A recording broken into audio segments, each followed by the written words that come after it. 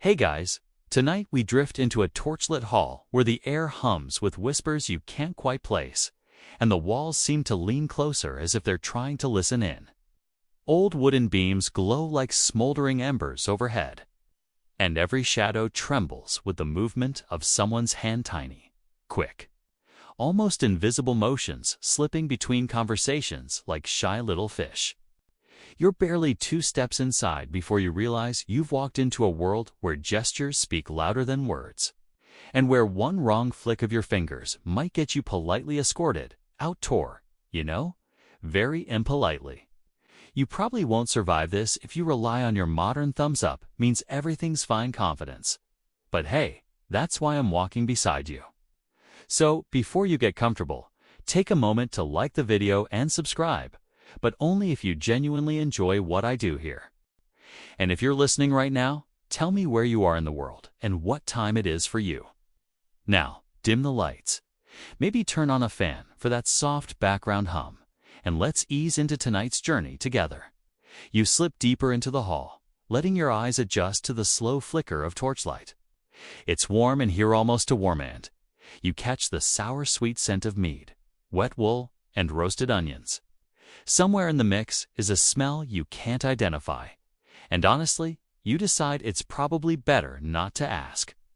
People crowd at long tables, shoulders squeezed tight, and yet somehow everyone mirrors each other's movements with uncanny grace. A nod here, a hand resting just so on the table's edge, 2 fingers tapping in a rhythm that clearly isn't random. Someone scratches their cheek with the kind of precision that screams, "This is definitely a signal and not an itch." Historians still argue whether villagers developed these gesture codes intentionally or whether they evolved naturally from shared routines. You watch a man tilt his palm upward as another lifts his mug, and it feels strangely choreographed like an early medieval flash mob. Minus the music and with more questionable ale. A woman across from you makes eye contact for half a second, then brushes the back of her knuckles against the rim of her cup. Immediately, 2 people slide down the bench to make room for a newcomer who just ducked beneath the low lintel. You pretend you're totally following what's going on, giving a subtle nod, as if you too know the entire social dictionary of this village. Joke number 1, you absolutely don't. Your nod is roughly as convincing as a toddler pretending to pay taxes. One mainstream fact floats to mind. Gestures were often keys for maintaining order in crowded communal settings, especially where noise made verbal communication impractical. In a world without microphones, or "please keep your voice down," sir signs, hands became little anchors of meaning. A raised palm might mean hold, a sharp downward motion quiet, and a quick flick of the wrist toward the door someone important is coming, look busy. And then there are the fringe tidbits historical writers whisper about. Some claim villagers used gestures to warn each other about local officials strolling too close for comfort. Not illegal signals, just polite early warning systems. A tug of the ear here, a tap of the bowl there. Whether that's true or medieval gossip, nobody can agree.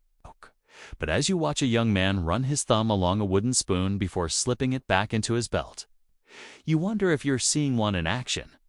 The hall itself seems to breathe around you. Shadows ripple in slow waves as the torches flutter, making every gesture look multiplied, echoed against the walls. You lean slightly forward, trying to catch the patterns, and you're rewarded with a glimpse of something surprisingly organized. At one end of the table, the older villagers use broader, steadier movements, palms facing down, fingers spread, motions slow enough to avoid confusion. At the other end, the younger ones using quicker, signal-sharp, almost impatient strokes of the hand, like they're speed-running medieval charades. You shift your weight, and your boot knocks gently against a bench leg. Immediately, 3 people glance your way. Not in a threatening way, but in an "oh, the outsider moved" way. You discover you've accidentally signaled something. Congratulations, the medieval world has interpreted your fidgeting. Joke number 2. You wish it meant something cool, like "I challenged the strongest warrior." But judging by their polite eyebrow raise, it was more like "I would like a refill, please." Someone passes you a mug of warm, slightly foamy something. You smile awkwardly and pretend that's exactly what you wanted. A man to your left leans forward and casually lifts his hand to adjust his hood, except the motion is far too smooth, far too intentional. A woman nearby adjusts her belt in the same moment, and instantly, 3 people stop talking. Silence lands like a soft blanket. You have no idea what message just passed between them, but clearly it mattered. You sit very still. If medieval Netflix existed, you're pretty sure this would be the kind of drama you'd binge watch. Torchlight paints everyone's fingers in gold, turning every motion into a tiny performance. And you notice something else. When people laugh, their hands soften, fingers uncurl, palms open. Even jokes have gestures woven into them, little flourishes that say I'm teasing or don't take this too seriously. You mentally file that away, just in case you ever need to make a medieval noble laugh. Spoiler, you won't, because you struggle to make modern people laugh.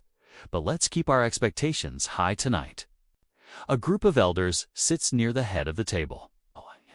Their hands barely move at all, yet somehow everyone keeps glancing at them, waiting for the slightest gesture, almost like judges at a medieval talent show where the prize is not embarrassing yourself. One elder curls a finger, and instantly the next course of food starts circulating. It's amazing how efficiently things flow here. No shouting, no "can someone pass the bread?" Just a well-timed finger curl. One detail you've read about comes back to you. In many medieval communities, hand signals reinforced hierarchy. People used different ranges of motion depending on who they were addressing. Larger gestures for lower-ranking folks, smaller, tighter ones for equals, and almost invisible motions for those above you. Watching the hall now, you start to see the tiers. The young laborers gesture wide, confident, sprawling sweeps. The merchants use tighter, more coded signs, professional, efficient, practiced. And the elders. Their motions are little more than whispers of movement. You try copying the subtle style, folding your fingers gently and giving the smallest nod imaginable. Joke number 3. You accidentally invent a gesture that probably means "my shoe is full of soup." A woman across from you stifles a smile. You notice then that children in the corner are practicing their own signals, exaggerated versions of the adults. A big looping swoop of the arm means "look at this cool thing I found," which in this case is a pebble that, frankly, looks like any other pebble, but they're proud of it, and their joy spills into larger hand movements which the adults humor with fond amusement. Historians still argue whether children developed their own coded play gestures or simply imitated grown-ups badly. But here, watching them, it feels like a messy combination of both. A sudden hush spreads through the hall, not a fearful one, just a collective pause. Someone taps twice on the table with a knuckle. People straighten. A pair of travelers enters, cloaks damp from night air. A villager sweeps their hand horizontally in a gesture that seems to mean "welcome, but we're watching you." The travelers nod back, mirroring the motion. You breathe in deeply, absorbing the rhythm, the coded choreography, the warmth of it all. As strange as these signals are, they aren't secretive in a dangerous way. They're communal, practical, a language born from survival and shared life. Somehow, without saying a single word, the entire hall is managing itself with perfect flow. And you, sitting here with your warm mug and your confused but determined expression, begin to feel yourself slipping into the current of their gestures. You raise your hand just a little, palm down, fingers relaxed. Someone across the hall nods back with the same motion. For one flickering moment, you belong. You ease out of the crowded hall and into the cool night air, letting the door settle behind you with a sigh of wood on wood. The torches from inside spill a warm glow onto the dirt, but the village beyond lies hushed, waiting as if holding its breath for you to step forward. You wander along a narrow lane, boots whispering over ruts and crushed straw until the path widens and the world opens into the heart of the market square. Even at night, it hums with the last traces of energy, like a marketplace that refuses to admit the day has ended. Lanterns sway overhead, strung on ropes between posts. Their light paints everything gold, and you can still sense the day's rhythm lingering in the stones. In the worn boards of the stalls, in the little piles of herbs and wilted greens left behind. But what really pulls you in are the gestures that seem to haunt the air movements so quick, so expertly hidden, that you can almost feel them brushing past your cheek like invisible moth wings. You step closer to a cluster of remaining merchants who haven't packed up yet. Maybe they're lingering for one last sale. Maybe they're waiting for someone specific. Or maybe they're doing that very medieval thing of "I'll go home when everyone else goes home." And not a moment sooner. What you do know is that their hands speak constantly, even when their mouths stay still. A raised eyebrow pairs with a twitch of fingers. A shuffle of the foot matches a tiny rotation of the wrist. It's like watching a secret ballet performed by people who think they're being subtle. One merchant, a wiry man with a beard shaped like a dramatic cliff, lifts two fingers as another merchant shakes her head and swipes her palm sideways. Instantly, you recognize it as haggling, except this isn't the loud theatrical style you're used to imagining. No shouting, "too expensive." No tossing sacks of grain in protest. This is quieter, sharper, almost mathematical. Fingers replace words. A slight up-tilt of the hand means increasing the price. A gentle downward flap signals a counteroffer. A tapping thumb indicates final decision. Historians still argue whether medieval markets relied on formal gestures or if these codes varied place to place. Watching it now, you suspect the answer is yes to both. There's a shared structure, but also personalized flair-like medieval jazz hands with a purpose. A mainstream fact slips into your thoughts. Trade often depended on speed. Markets were bustling, noisy, chaotic, and sometimes multilingual. So gestures became shortcuts, fast, efficient, and less likely to be misunderstood. A fishmonger didn't have time to explain for the 10th time that the eel was fresh. A quick circling motion of the hand near his basket said all that needed to be said. You weave deeper into the square, catching glimpses of gestures like sparks flying off flint. A woman selling onions lifts her palm, fingers spread in a gesture that seems to say, "Don't insult me with that price," and the buyer responds with a small bow of the head that probably translates to, "All right, fair point, but I'm still poor." Both of them smirk. Bargain complete. Your favorite, though, might be the subtle "I know you're trying to cheat me" gesture you catch between two men near a stack of grain sacks. One man sweeps his fingers lightly over his chin once, very fast while raising one eyebrow. The other winces with that guilty, "Okay, I'll be honest" expression that transcends time and culture.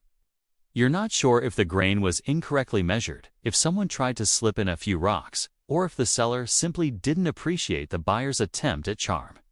Whatever the case, the gesture works. Honesty restored. And here comes your first joke of this section. You attempt one of the gestures yourself, soft spin of the hand. Something you saw a merchant do on. All you succeed in doing is signaling that you're interested in buying approximately 10 pounds of fermented turnips. A nearby vendor looks at you with hopeful enthusiasm. You shake your head fast enough that your neck almost pops, and the vendor gives you the kind of look usually reserved for children who have knocked over an entire display for no reason.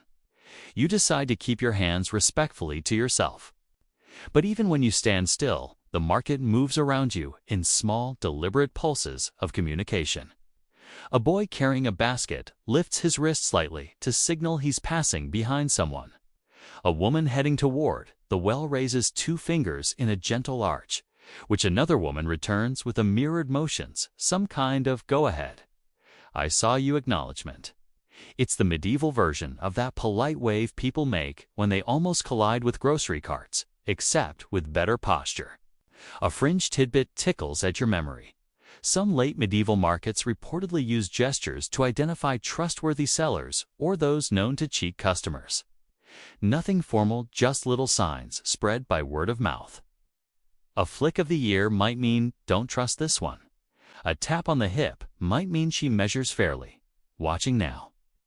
You see a pair of shoppers exchange just such glances and subtle motions before approaching a stall. Whether the rumor was true or the villagers just liked showing off their secret shopper club gestures, you can't tell, but it fits the patterns you see. The square still bustles with lingering energy. A donkey nearby chews lazily on hay, its ears flicking in its own version of gestures. You briefly consider that the donkey might understand more of the local code than you do. Joke number 2. If animals had Yelp accounts back then, they would absolutely rate the humans based on hand signals alone. You wander past a booth filled with woven baskets. The seller sits cross-legged, running her fingers along the rim of a half-finished one. Her hands move with a rhythmic certainty that could lull you to sleep if you weren't already supposed to be staying awake through this narrative. She gestures to a customer with 2 quick taps of her knuckle on the basket's edge, then to taps on her own knee. The customer nods and hands over coins. You're guessing it meant it's sturdy, see? But gesture translation accuracy remains about as reliable for you as medieval plumbing. Historians still argue whether some markets used universal trade gestures across regions, especially in port towns filled with travelers and merchants who shared no common language. Some claim a kind of proto-sign language existed among certain trading communities. Others argue it was just a mishmash of improvised motions. Watching the interactions around you now, you could believe either. The motions feel too smooth to be random, yet too personalized to be fully standardized. A pair of musicians finishes packing their instruments near a stall. One lifts 2 fingers and draws a tiny circle in the air. The other answers with a downward pointing finger and a nod, and they both shift their path toward an inn. Even artistic life here has gestures woven into it. Maybe it's a sign for where they're heading. Maybe it's code for, don't forget to tune your lute this time. Hard to say. The merchants who remain in the square have that comfortable, this is our second living room energy. They lean on their counters, resting their weight on elbows that seem permanently adapted to wooden stall ledges. Their hands keep moving in understated loops, checking, offering, refusing, teasing, warning. You watch a seller flash a quick gesture to a friend across the square thumb, brushing along the side of the palm. The friend laughs, shaking their head like they've just heard the world's oldest inside joke. Near the well, someone gestures you closer. And you step forward because you're polite, curious, and possibly not thinking this through. The man dips his hands into the water, cups some, and lets it trickle back into the stone basin. He makes a swirling motion toward the stalls. You don't know the meaning, but something about it feels like a welcome and invitation to observe more closely. It's not a touristy welcome. It's the kind of welcome villagers give someone who hasn't caused trouble yet. You take it as a compliment. As you stand there soaking in the quiet flicker of lanterns and the soft choreography of hands, you begin to understand why people depend on this system. Words are loud, messy, quick to escalate, but gestures can be soft. They can be playful. They can calm an argument before it rises beyond a simmer. And they can say more in 1 second than a sentence could in 10. Your final joke of the section. You try giving a tiny nod and a tiny wrist twist to someone you think is selling bread. They blink at you, confused, then hand you a live chicken. Apparently, medieval markets are not the place for improvisation. You give the chicken back very gently. And as the lanterns sway overhead and the market begins to settle into the soft quiet of night, you realize these gestures aren't just tools, they're threads weaving everyone together, stitch by stitch, motion by motion, in a world where silence speaks volumes. You drift away from the market square, letting the sounds fade until they're nothing more than memory and lantern glow behind you. The path to the monastery curls up a gentle rise, and you follow it, boots scuffing over stone and sparse grass. The night grows quieter with each step, as if the world itself is pressing a finger to its lips and whispering, "She." We're going somewhere, speech isn't welcome. You breathe in the cool air, and the distant hoot of an owl feels like the last loud thing you'll hear for a while. The monastery appears slowly first as a shadow, then as a shape, then as a structure with edges softened by the moon. High walls, arched doorways, heavy wooden gates, all the usual medieval architecture. Just with the added vibe of, "Please be quiet or we'll write you up in a very polite manuscript." As you approach the gate, a monk stationed there raises a hand not high, not dramatically, just enough to signal pause. You stop. He taps 2 fingers to his chest, then to the gate. It's a simple, "You may enter," and you step through. Inside, the courtyard is cool and clean, paved with stones that have known centuries of sandals, bare feet, and the occasional donkey that wandered in where it wasn't supposed to be. A soft lantern glow spills from a few doorways, but mostly the monastery rests in gentle darkness. The silence feels thick, almost physical, like walking through warm wool. You've heard of monastic vows of silence, but being here relaxed ASMR atmosphere aside makes it real. A mainstream fact floats up. Many medieval monastic orders didn't require total silence, but restricted speech to certain times or purposes. Instead, they developed detailed sign systems to communicate what was necessary. Watching the monks now, you can see the system in motion, like a choreography honed by years of repetition. 2 monks cross the courtyard in front of you. The first lifts a hand and draws his index finger in a tiny arc over his palm, then points toward a doorway. The second answers by placing his hand flat against his stomach, then nodding. You have no clue what any of that means, but they both seem satisfied with the exchange. It's probably something mundane, like "I'm fetching bread" or "your robe is caught on the door again," but the precision is mesmerizing. A fringe tidbit nudges you. Some monastic sign languages had incredibly specific gestures, like separate signs for different kinds of fish, for different chores, and even for emotional states. Though, to be fair, you'd need a sign for "I'm stressed" if your daily schedule included hours of chanting, gardening, copying manuscripts, and surviving on a diet where vegetables count as dessert. You slip into the cloister walk, the long covered hallway that runs around the courtyard. The arches frame the night sky in elegant silhouettes, and your footsteps echo softly. Ahead, 2 monks kneel by a bench sorting herbs into baskets. Their hands move in small bursts of meaning, thumb brushing the fingertips for finished, a small twist of the wrist for wait, a soft tap on the basket rim for "this one next."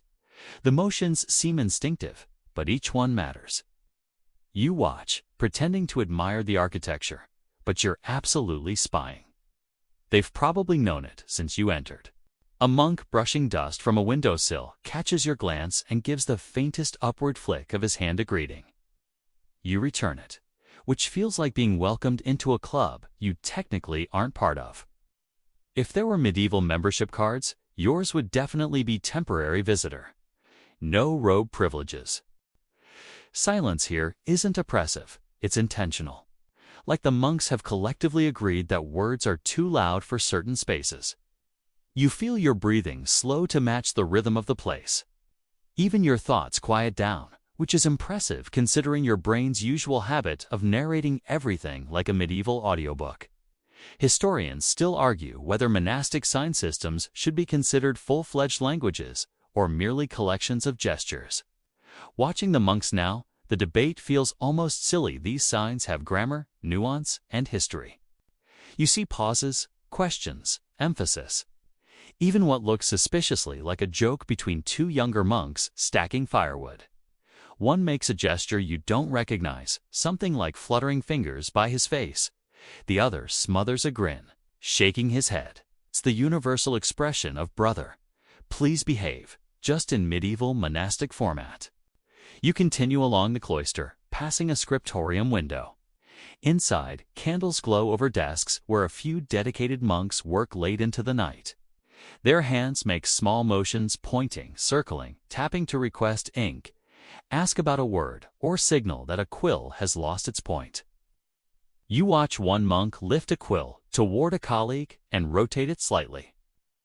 The other monk nods, pulls a small knife from the desk, and begins sharpening the nib with practiced precision. The quiet is occasionally broken by tiny sounds: the scrape of quill on parchment, the soft thud of a book being moved, the faint creak of wood. But the monks speak only with their hands. You wonder whether they ever get tempted to whisper, just a little. Joke number 1 for this section: if you lived here, you'd absolutely get in trouble for whispering, "Hey, what's for dinner?" before realizing dinner has been the same for 6 years straight.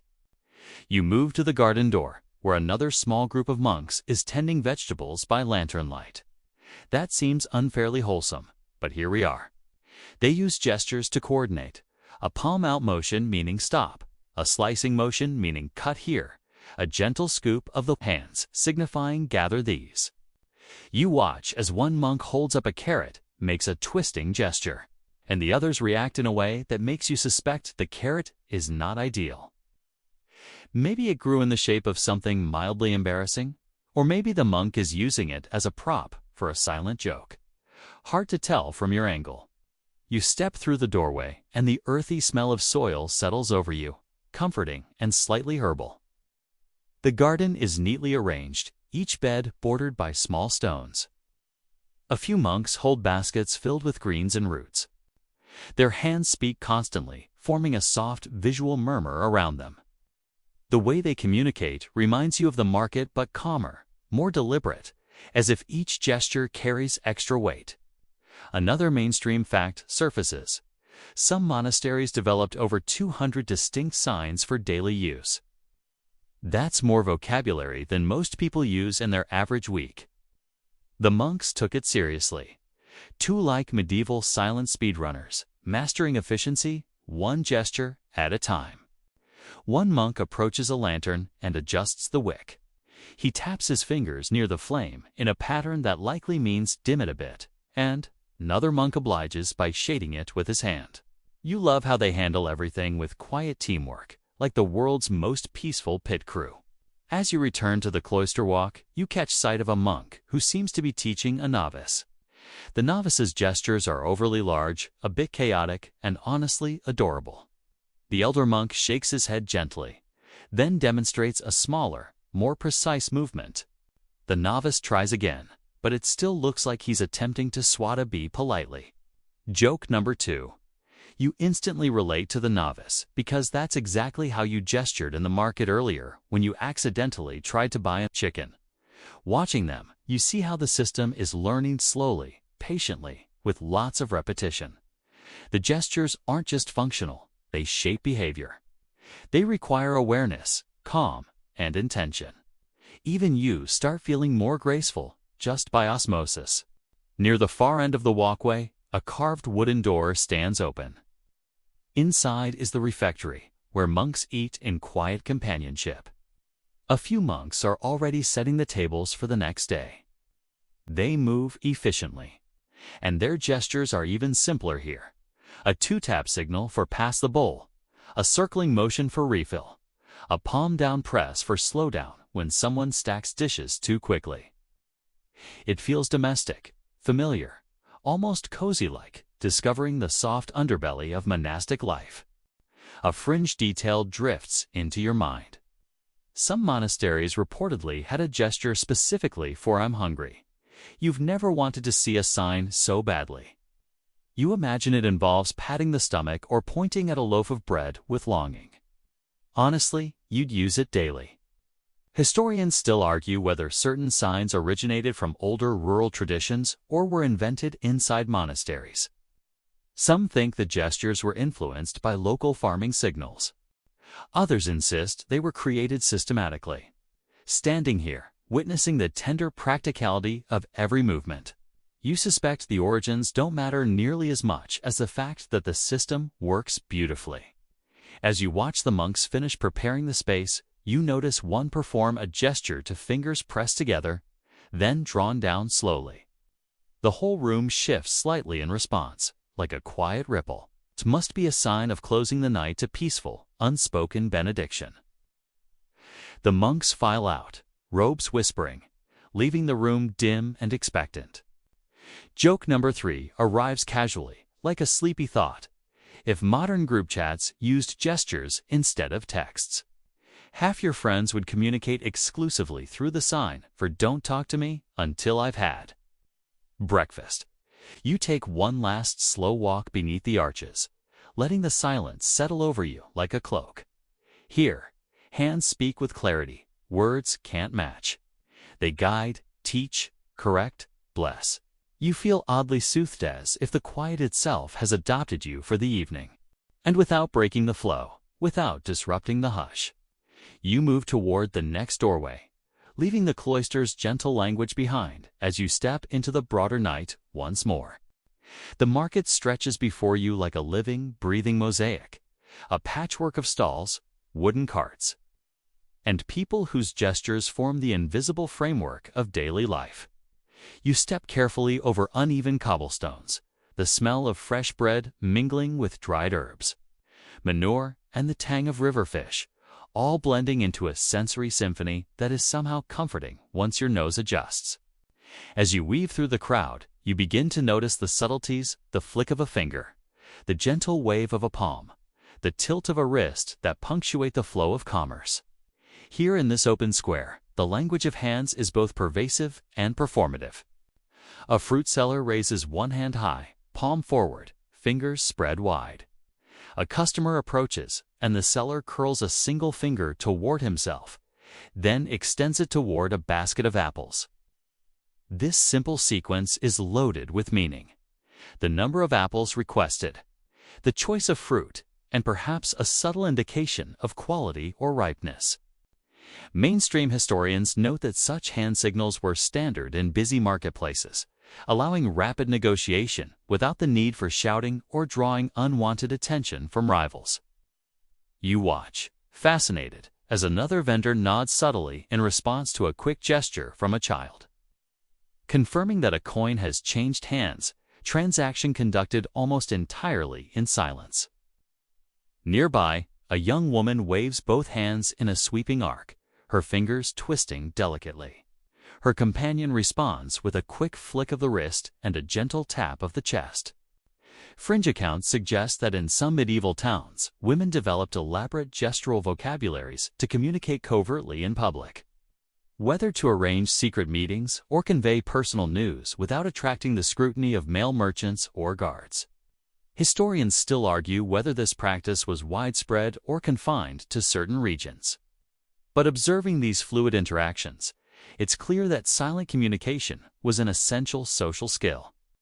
A fishmonger signals to his assistant across the stall, a quick tap of the palm, a rotation of the wrist, a curl of the fingers. The assistant responds in kind, adjusting the arrangement of herring with precision.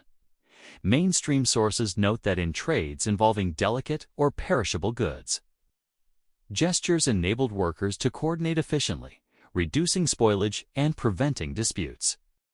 Fringe reports even suggest that some fishmongers developed secret signs for particularly valuable catches, a silent code to alert buyers without alerting competitors.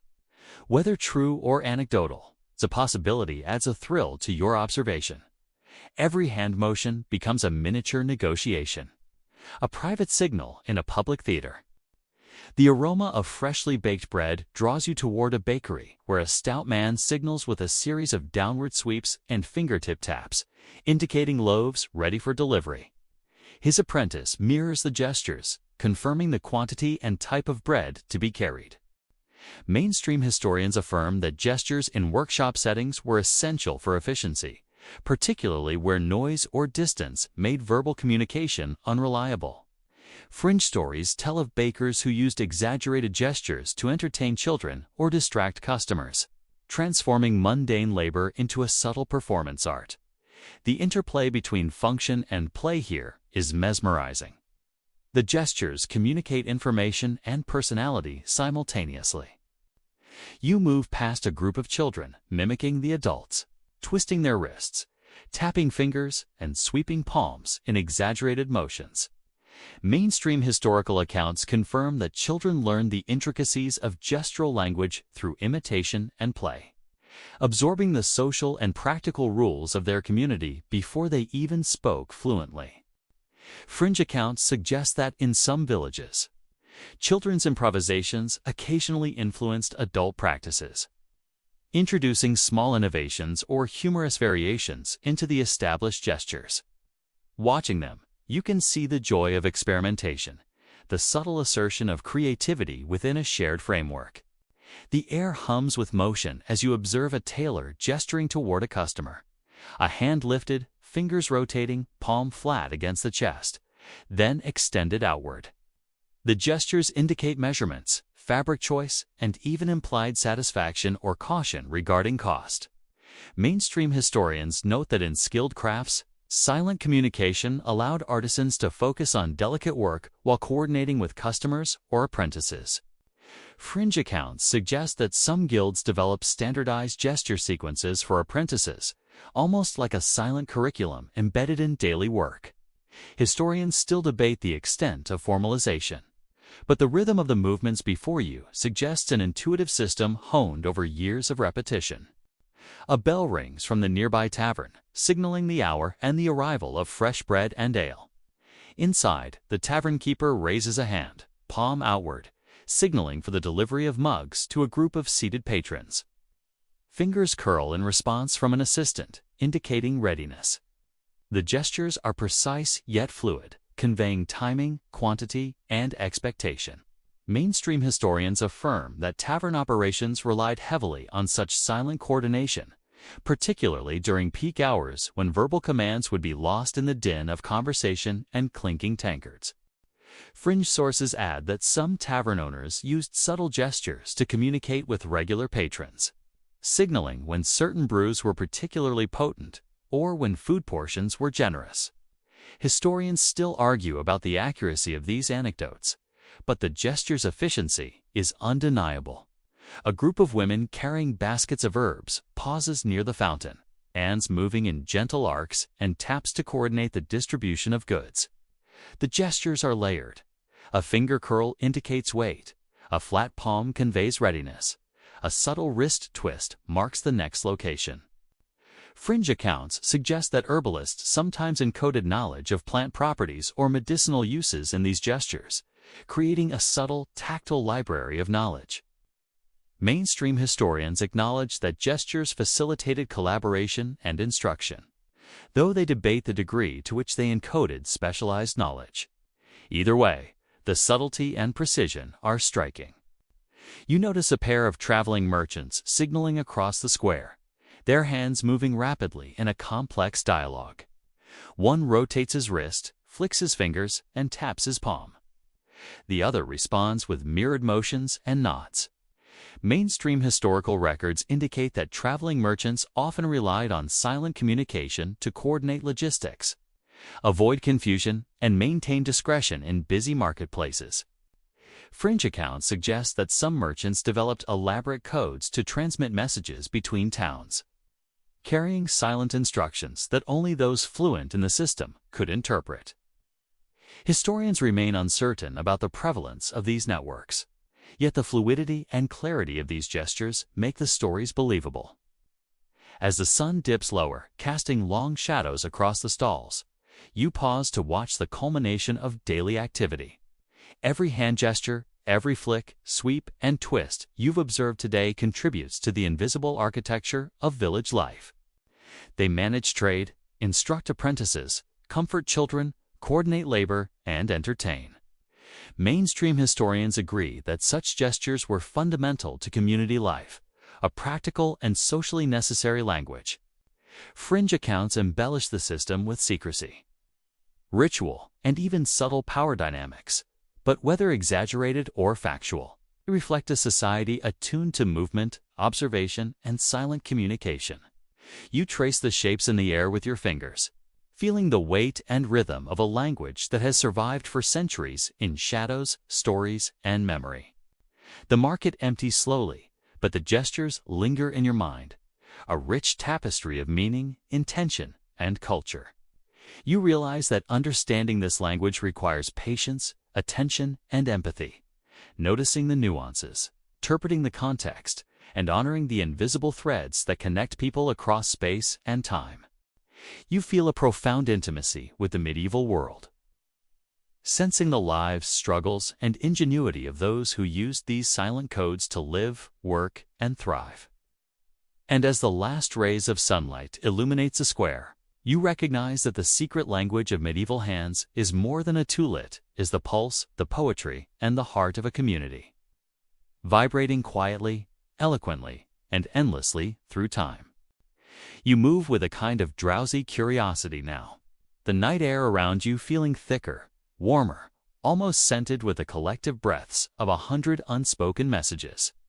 You're still drifting through that medieval courtyard, still following the threads of gestures and tiny movements, when you start noticing something new: hands that aren't communicating grand ideas or marketplace bargains, but quieter, almost secretive shifts of influence. You realize you've wandered into the subtle world of social maneuvering, where people talk without speaking, judge without announcing, and nudge entire relationships with nothing but a twitch of a finger or a politely lowered gaze. And you're right in the middle of it, which is the best and worst place to be, especially when you barely know how to navigate your own grocery store without Google Maps. Someone passes you, a man in worn but well-kept wool, and as his hand lifts in what looks like a casual half-wave, you notice that he doesn't show his palm but his knuckles. That's not random. That's social shorthand. In the medieval world, showing your palm often symbolized openness or harmless intent, especially in legal or religious settings. But flipping the hand outward, palm hidden, sometimes signaled that the person wasn't inviting you closer. Not hostile, just not welcoming. The medieval version of "I don't really know you, bro." You catch yourself thinking how convenient that would be at certain family gatherings, and you give yourself a quiet smile. Historians still argue whether this palm versus knuckle differentiation was widespread across Europe or just common in specific regions influenced by older Roman customs. But there's enough artwork showing similar poses that you can feel confident the guy wasn't just stretching his wrist. He was politely gatekeeping, and honestly, respect. As you drift forward, that soft amber lantern glow catches clusters of people leaning near one another. You notice how they angle their hands when they whisper, fingers curved in toward their bodies, subtly shielding their shared words from someone nearby. It's not just about muffling sound. It's a sign to anyone watching that what's being spoken isn't for public consumption. You see one woman do it while glancing sideways at you, and your brain immediately flashes, "She's totally gossiping about me," and she probably is.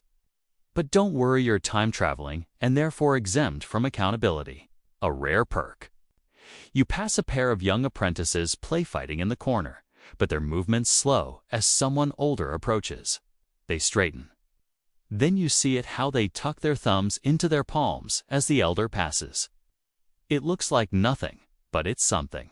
In some regions, hiding your thumb was a gesture of modesty before someone of higher standing, almost like saying, "I recognize your authority." A mainstream fact, sure. Medieval etiquette manuals actually mention this sort of thumb hiding as a sign of restraint or humility. A quirky tidbit: there's a fringe theory floating around that some young workers did it to prevent the evil eye from hitching a ride on their exposed digits. Which sounds like the medieval equivalent of your friend telling you not to leave your AirPods charging overnight because they can explode. You wander on, noticing how often people avoid pointing directly at each other. It's not an absolute taboo, but pointing at a person, especially with an isolated index finger, could be rude or accusatory. Instead, people gesture with whole hands or a cluster of fingers. You watch a young woman direct someone toward a stall, hand open, palm soft, as if she's offering them a choice rather than commanding them. The whole thing feels gentle, practiced, almost elegant in its restraint. You try mimicking the gesture yourself and immediately realize you look like someone demonstrating a new brand of eco-friendly dish soap. But how you tried. You keep weaving deeper into the courtyard, and the sounds shift, quieter clusters, dimmer lights, a slower rhythm. Here, people talk in more intimate circles. You catch a subtle hand dip from one person to another, palm down, wrists soft.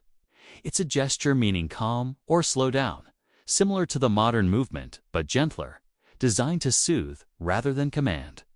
A mainstream medieval fact you remember surfaces. Religious leaders often used downward gestures during blessings or peace-giving moments.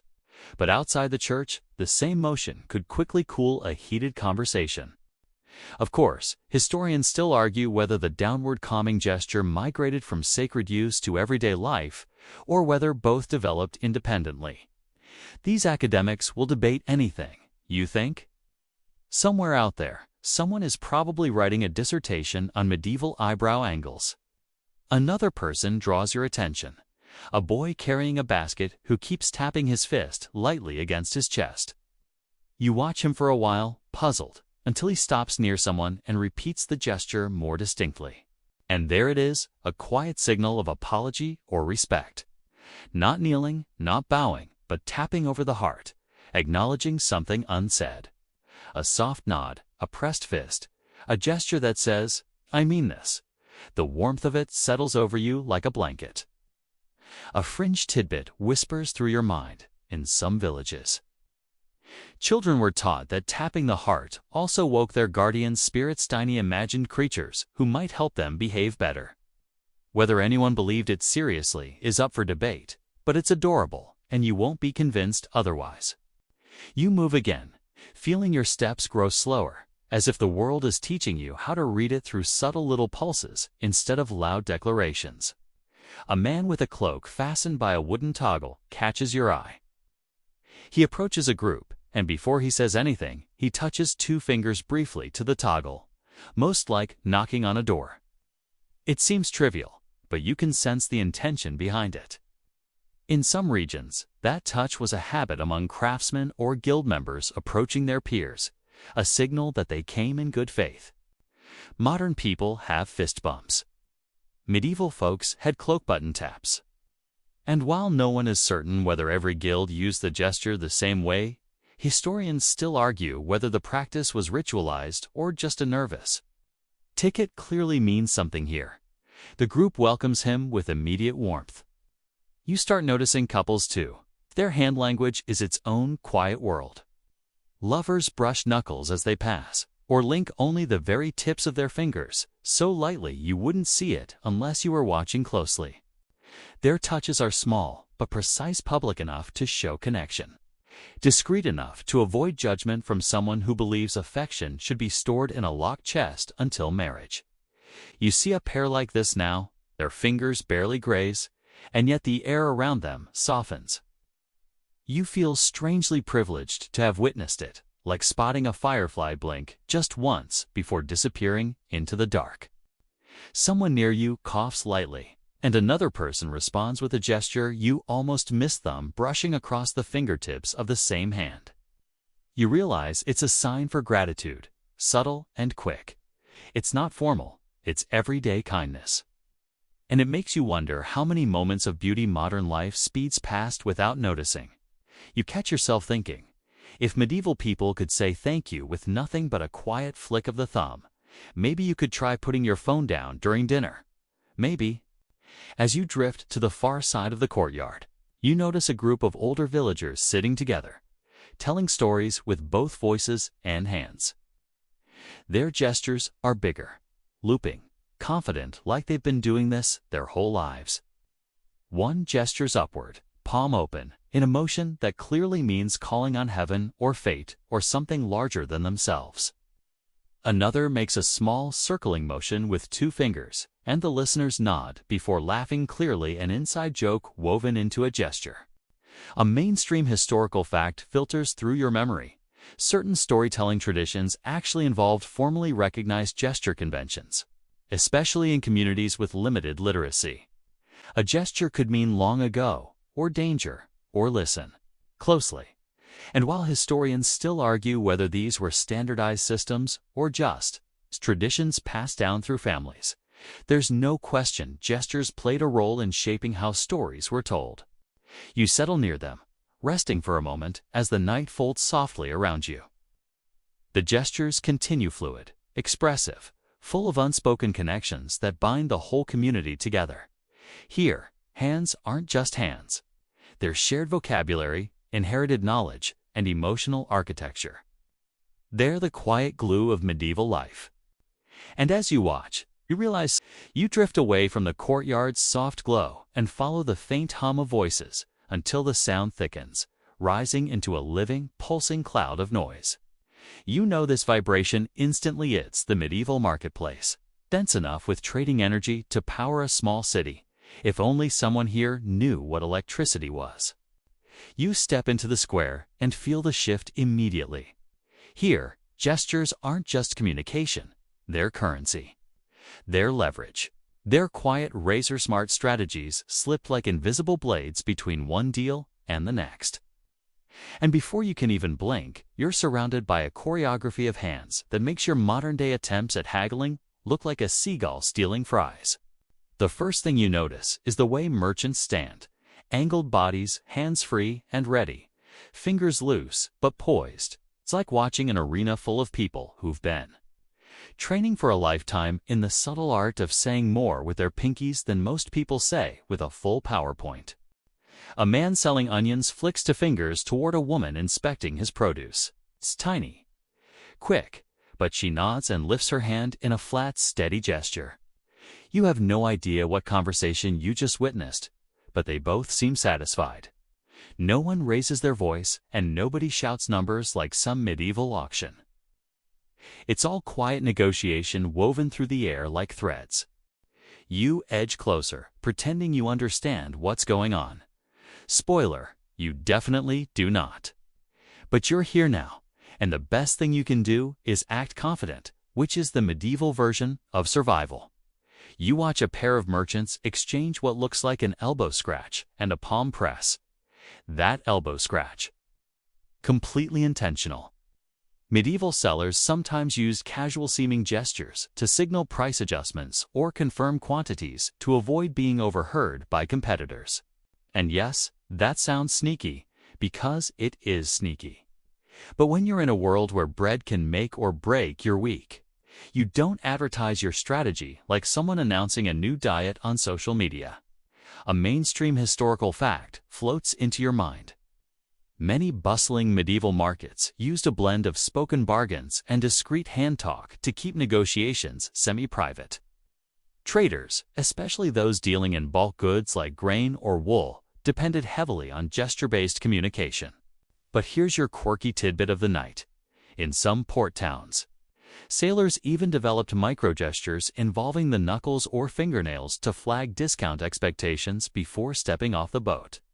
Whether that was practical or just sailors inventing new ways to look cool is unknown, but you'd bet on a mix of both. Speaking of unknowns, historians still argue whether these market gestures formed standardized systems or were hyperlocal habits that changed from town to town. Some argue for regional trade dialects of hand signals. Others insist the gestures were improvisational, more instinctive than systematic.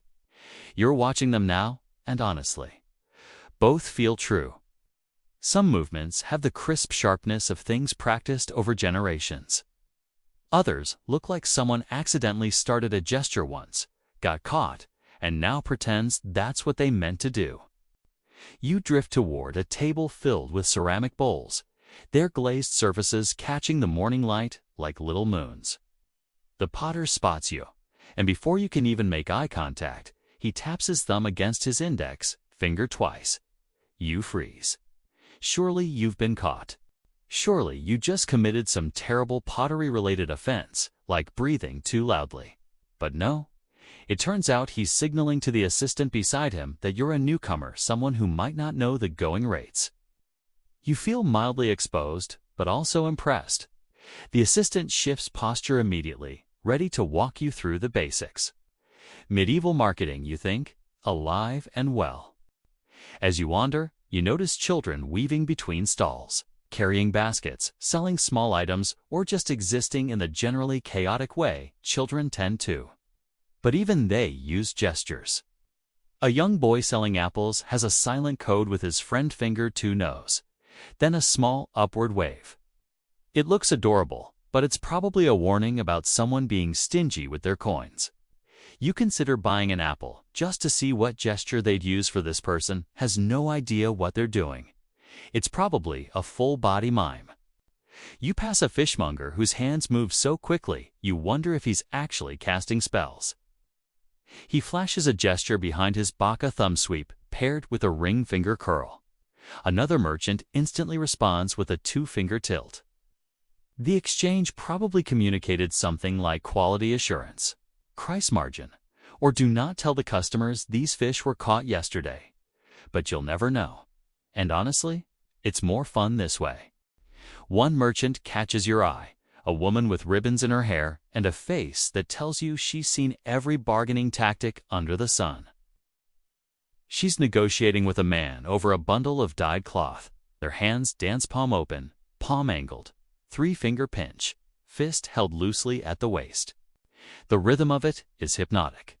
You have no idea what each movement means, but you can tell when the conversation shifts. At one point, the man taps the underside of his wrist. The woman responds by brushing the back of her hand with her thumb. And suddenly, both of them are laughing. Apparently, someone just pushed their luck too far. Medieval sass, delivered entirely without words. You sidestep a passing donkey and end up against a spice stall. Aromas hit you so hard, you wonder for a moment if you're having an out-of-body experience. Cinnamon, cloves, pepper, and something earthy that's probably worth more than your entire wardrobe. The merchant here uses gestures that are more fluid than sharp. You see how he circles his hand over a jar to indicate quality, then curls his fingers inward to imply rarity. He's practically conducting an orchestra of fragrances. You inhale dramatically, then cough because the pepper is definitely fighting you. The merchant chuckles and signals a soft downward gesture, essentially, easy there. You examine the jars, and he notices your interest. He raises an open hand, palm flat, and rotates it slowly. You recognize this from earlier. It's an invitation to inspect or consider. You nod. He replies with a tiny, almost imperceptible wrist flick that probably means careful, expensive.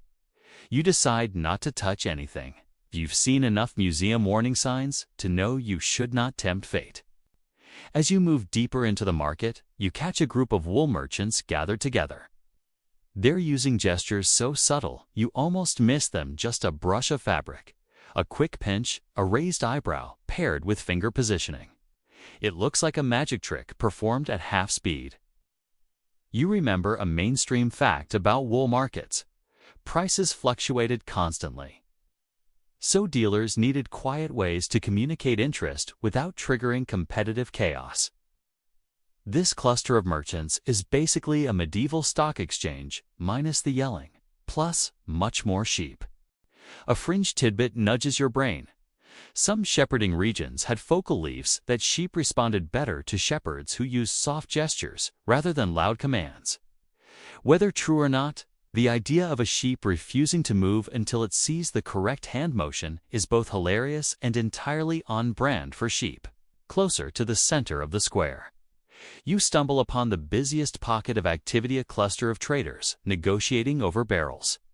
Their hands move with a precision that's almost artistic. One taps the rim, another wiggles his fingers near his hip, another holds up a flat palm, angled downward. You're witnessing an entire pricing system unfold without a single number spoken aloud. It's mesmerizing. Historians still argue whether barrel traders developed a semi-standardized code for volume measurements using finger positions. Some say yes, some say it was more intuitive. Watching this group, you can't tell which side is right. Both seem equally possible. Medieval people were smart, creative, and occasionally chaotic. The answer is probably all of the above.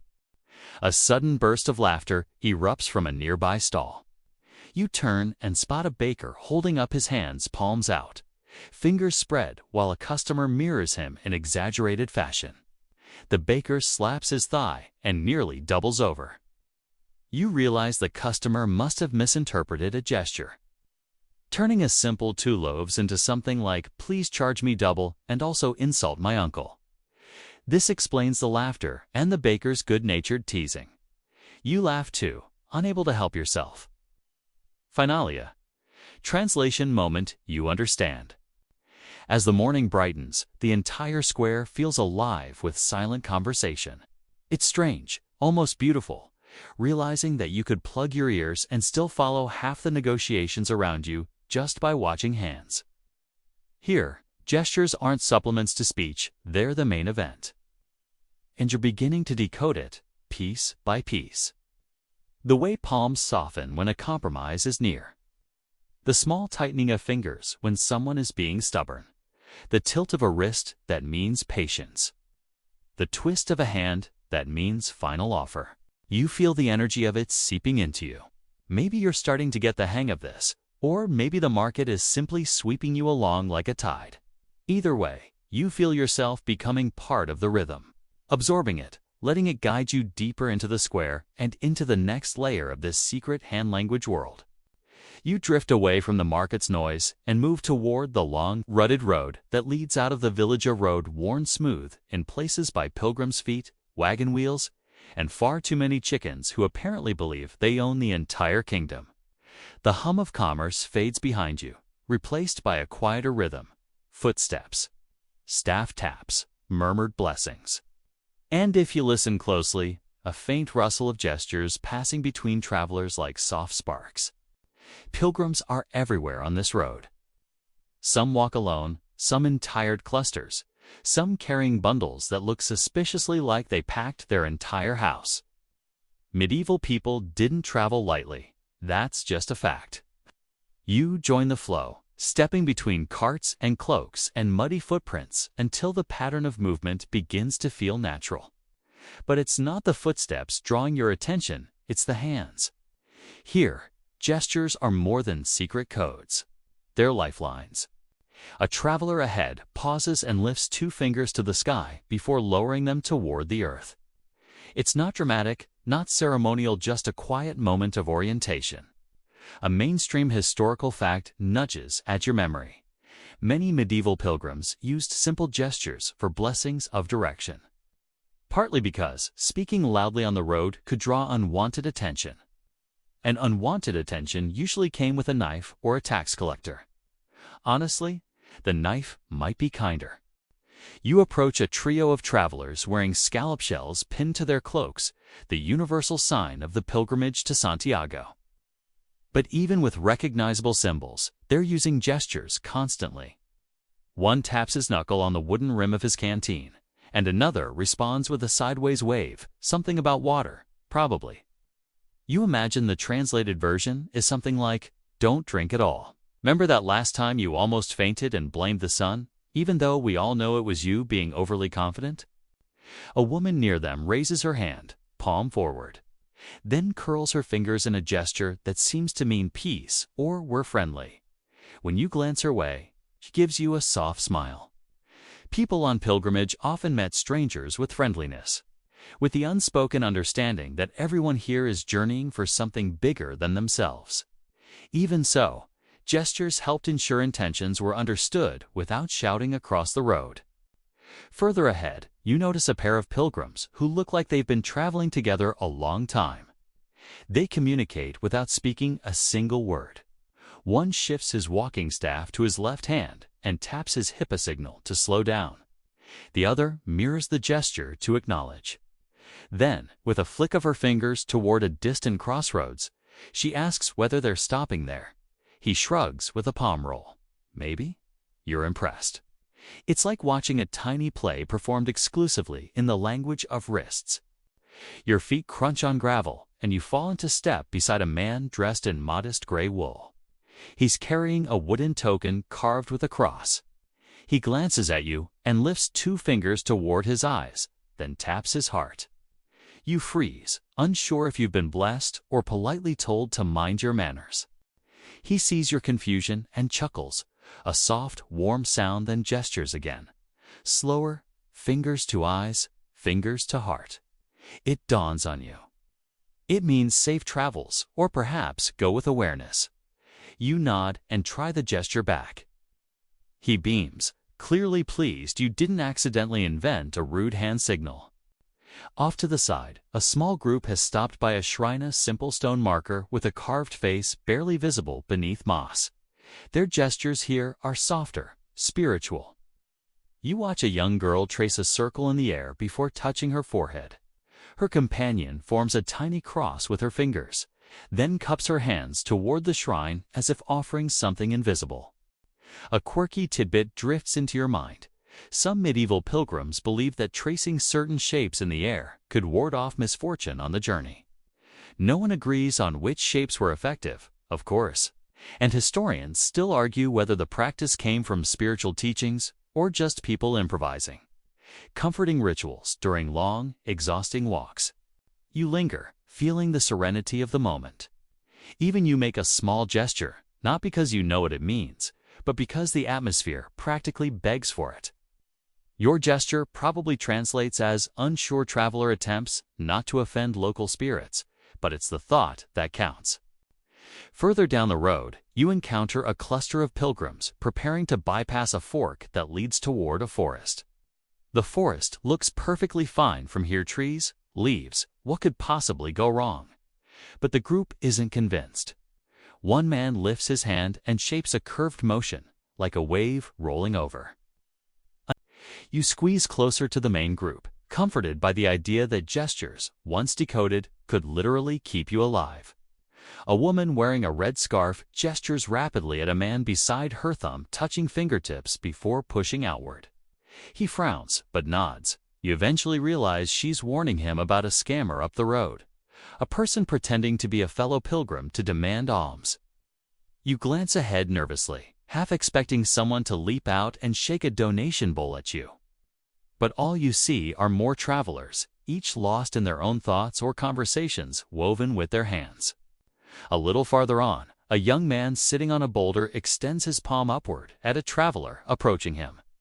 The traveler responds by placing her fingers briefly on her collarbone. You wouldn't have thought to connect those gestures, but they move like two sides of a lock clicking together. After a moment, the young man digs into his satchel and passes her a small wooden token. It seems like a traveler to traveler, signal a request for shared shelter or guidance. It reminds you that medieval pilgrims often exchanged tokens or badges to show which shrines they'd visited. Some even treated the tokens as a sort of quiet passport. A mainstream fact echoes softly. Certain pilgrimage routes developed entire micro-communities of silent communication hand signals that indicated danger, trustworthiness, resting spots, or even shortcuts. That's what you're seeing here. A living language evolving organically on dusty roads among strangers who had no choice but to depend on one another. And despite the beauty of it, the reality check part of your brain whispers that you, personally, would not have survived medieval travel longer than 12 minutes. As the road widens, you fall in step with a couple carrying long staffs. They use their staffs the way others use hands, like punctuation. A lift of the staff means caution. A horizontal motion means disagreement. A tap on the ground followed by an elbow flick seems to mean we need a break, or possibly I refuse to go uphill again. You relate deeply to the second interpretation. Your attention shifts to a small chapel along the road, a resting point for weary travelers. People gather outside, sharing bread, water, and knowledge. A man demonstrates a hand sign that looks like a sideways spiral, explaining to others that it marks the direction of a safe well. Another shares the gesture for a dangerous crossing, two hands slicing downward like blades. A woman teaches children a simple hand wave that signals stay close. Even toddlers mimic it with chubby determination. Historians still argue whether these gestures were formalized teachings or simply traditions passed orally from group to group. You watch them now, moving from one person to the next like dandelion seeds, and you think, why not both? The key to their survival wasn't rigid rules, it was adaptability, shared memory, and the kindness of travelers passing knowledge forward. You leave the chapel with a warmer heart and rejoin the road as afternoon light settles into a long, pale stretch. Shadows lengthen. Travelers grow quieter. The rhythm of gestures slows, softens. People begin signaling for rest, for food, for a place to camp. A woman lifts her palm upward, fingers spread, signaling gratitude to a family offering her a seat by their fire. Children trace shapes in the dust, signaling inside jokes only they understand. A man kneels to adjust his boot and signals to his companion with a small, downward sweep he needs a moment. The companion nods, taps his staff twice, and waits. You watch these gestures ripple across the fading light, unspoken words carried on the air. They're not secret. They're not dramatic. They're simply human quiet bridges between strangers walking toward the same horizon. And as you follow them deeper into the evening, their hands guiding the path, you feel the softness of belonging begin to settle around your shoulders like a cloak. You move away from the bustle of the village square and follow a narrow footpath that twists between cottages, gardens, and chicken coops, until you reach the outskirts where the fields open into rolling green. Here, the wind sweeps unbothered across tall grasses, and the sky feels impossibly wide, almost exaggerated after the cramped lanes of the village. You take a breath, letting the openness settle into your bones.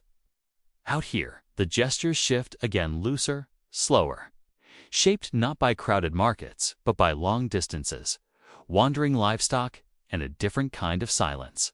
This is where shepherds, field hands, and watchmen communicate in almost theatrical movements. Gestures meant to be visible from far away, framed against the horizon. A shepherd stands on a small rise, cloak shifting in the breeze, staff in one hand, the other raised in practiced arcs. His gestures guide the sheep with astonishing precision. A wide sweep signals direction. A downward push slows the flock, and a quick flick of the fingers warns of a stray edging too far toward a ravine. Mainstream historians often highlight how shepherds relied on visual signals to manage livestock across large distances, especially when sound wouldn't travel reliably in the wind or over hills.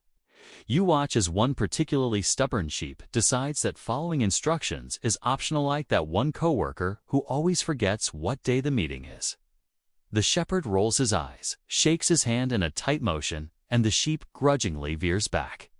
Even animals, you realize, can learn the choreography of human hands. Further down the hill, a pair of field workers harvest barley. Their gestures are small but purposeful. A tap on the wrist means bundle. A twist of the hand means shift rows. And a palm lifted sharply means stone. Watch your step. Fringe accounts claim that agricultural workers in some regions developed a symbolic gestural system, tied to the cycles of planting and harvest, like a seasonal dialect which supposedly encoded warnings about weather patterns and soil conditions. Historians still argue whether such complexity truly existed, or whether these accounts exaggerate practical communication into a formal language. Watching the workers now, you suspect the truth lies somewhere in the middle. Necessity breeds innovation, but humans also love to embellish their own cleverness. As you walk closer, the workers notice your presence and exchange a pair of gestures, a gentle sweep of the hand and a raised forefinger. It's a polite visitor approaching, a common signal in rural areas where strangers are rare but generally welcome. Mainstream historians confirm that hand signals served as efficient alerts in open landscapes, where someone approaching from a distance needed acknowledgement before they reached shouting range. The subtle courtesy of the gesture warms you. Even without words, the village seems perpetually conversational. Up ahead, a young boy tends a cluster of goats, each more chaotic than the last. One goat climbs a boulder, another chews on the boy's tunic, and a third stares directly at you with the ominous confidence of someone who will absolutely steal your lunch if you blink. The boy waves his hands in frantic but skilled motions, palms out to stop movement. Two-finger sweeps to redirect, quick taps toward his own chest to call the goats closer. Fringe sources tell of goat herders who developed unique personal gesture sets tailored to their herd's personalities, almost like inside jokes encoded into the air. You can believe it. The boy's goats clearly required their own negotiation strategies. Historians debate whether such individualized signals qualify as language or spontaneous adaptation. But either way, the boy's gestures feel as refined as any professional trade. A watchman stands near an old wooden tower, farther beyond the fields. He lifts an arm in a calculated motion, palm open toward the ground, then rotates his wrist sharply before lowering his hand. Another watchman at the top of the tower mirrors the signal in delayed response. It's the medieval version of a radio check, all clear, but prettier. Mainstream historians document the use of hand signals for rural watch systems, especially in borderlands or regions vulnerable to bandits. Fringe accounts go further, claiming that some watch crews used sequences of gestures to warn specific households discreetly, allowing families time to hide valuables or seek shelter. Historians still argue whether such secretive signaling networks were organized or simply improvised. But watching the coordinated movement between the two men, you see the potential. You continue your walk, and the landscape stretches like a painting scattered hay bales. The distant bark of a dog and the rhythmic sweep of scythes cutting through tall grass. The workers communicate with gestures that are practical but layered. A flat palm pressed against the chest means break soon. A slow horizontal movement means change. Direction, and a fingers down flick signals the end of a row. Mainstream scholars note that such signals prevented accidents in areas where workers use sharp tools in close proximity. Fringe stories describe entire communities of field workers who conducted long conversations silently during harvests, weaving commentary and gossip into their gestures while keeping their hands occupied. Whether that's historical or wishful thinking, it paints a lovely picture of efficiency mixed with personality. A breeze carries the smell of damp soil and clover as you approach a communal irrigation channel. Villagers adjust small wooden gates using gestures as much as tools. A tap on the knee means increase flow. A raised palm means hold, and a quick double flick means check downstream. One of the men glances at you and lightly taps his forearm, a subtle mind. Where you step, since the ground here is both muddy and slippery, you appreciate the warning. Medieval soil doesn't care about your shoes or your dignity. Mainstream historians mention these irrigation signals in passing, noting their function in timing water distribution. Fringe accounts claim that some communities treated irrigation gestures as semi-ritual, symbolizing the cooperation required for successful farming. Scholars debate whether such symbolism was widespread or localized, but it's hard to deny the communal harmony embedded in their movements. As the sun dips lower, casting the fields in warm, honey-colored light, you watch a farmer standing atop a cart piled with hay. He signals to the oxen driver with firm, sweeping gestures. One palm pushing outward means steady, while an overhead circle of the hand means turn.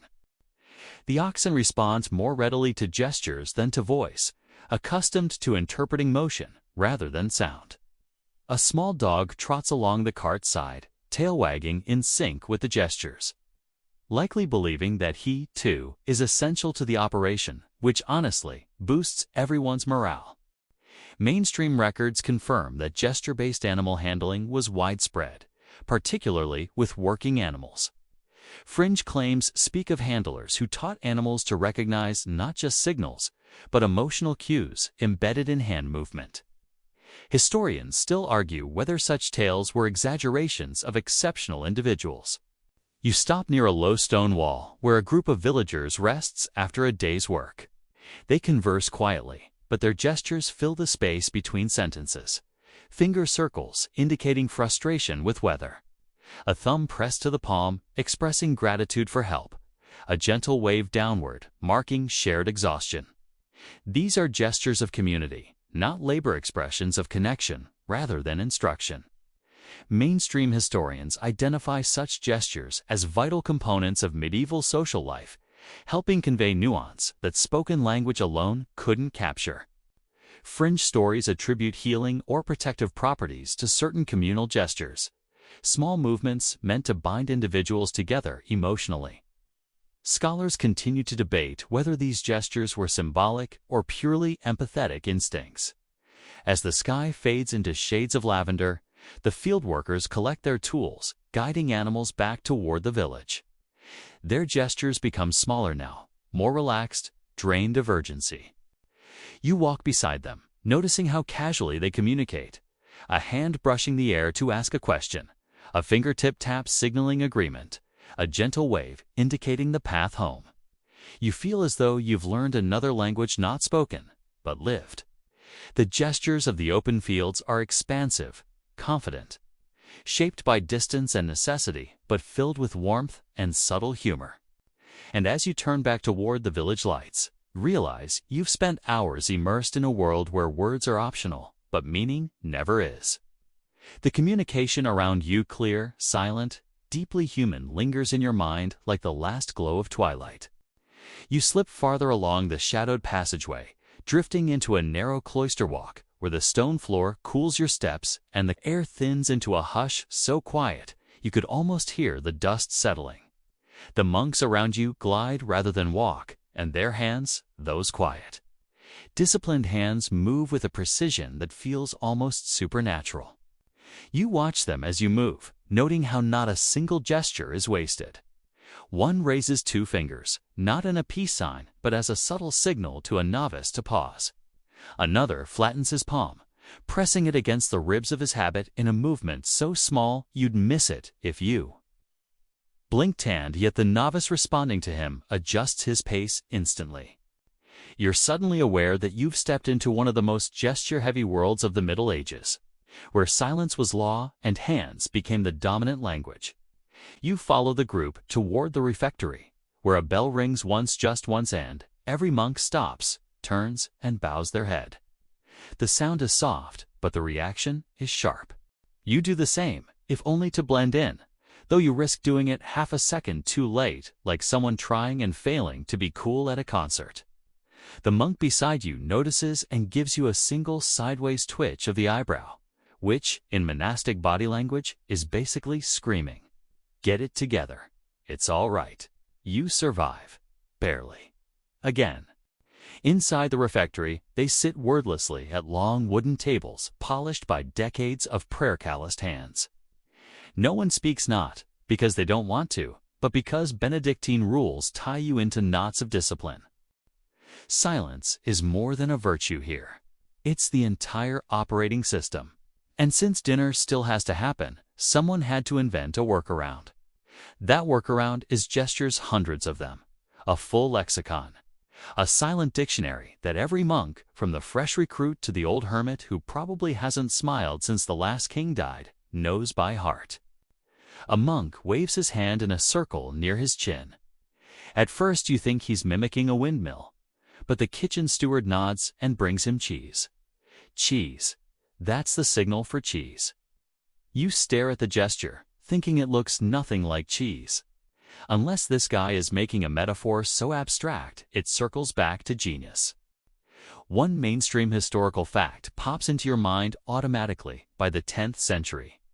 Monasteries across Europe had formalized sign systems that could include up to 200 specific gestures. It's impressive. Also, mildly intimidating. Historians still argue whether these lexicons emerged organically from necessity, or whether some monk with an overdeveloped TLD love for organization sat down and said, "All right, we need a sign for fish and a sign for beer. And one for Brother Thomas won't shut up internally. Please ask the abbot to intervene." In the corner, someone makes a motion that looks like rubbing a flat circle between the hands. Bread. That one actually makes sense. Another monk puts his hands together and slices the air diagonally. Knife, a brother across from you, flashes what you swear looks like jazz hands. But apparently that means, "I need a candle." You try not to laugh, and you succeed. But only because everyone around you has perfected the art of a blank face.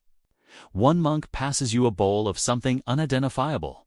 Perhaps stew, perhaps a liquid representation of sadness, and he gives a thumbs up. The thumbs up, surprisingly, is not a medieval gesture. It's just his way of encouraging you not to offend the cook. As you eat, your gaze drifts to the reader, because mealtimes were rarely silent in content, even if voices were. A designated monk reads religious texts from a lectern, turning the pages with exaggerated delicacy, as though each leaf were a mouse he doesn't want to wake. He uses gestures, too. When he taps his knuckles lightly on the wood, someone in the kitchen knows to refill his water.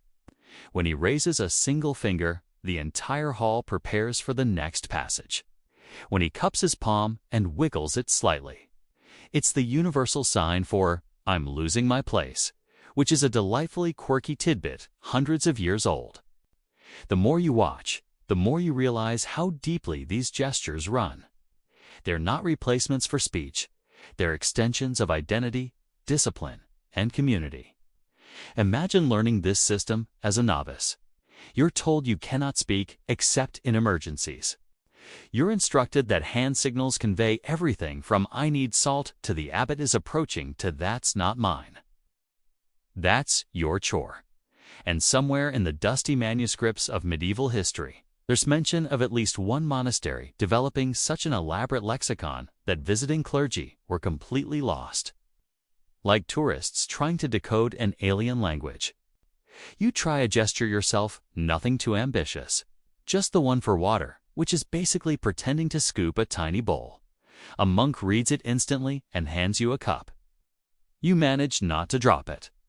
That alone is impressive, considering how your nerves are sprinting laps. The silence deepens. Flickering candlelight dances on faces carved by prayer and routine. You hear the scrape of wooden spoons, the steady rhythm of turning pages.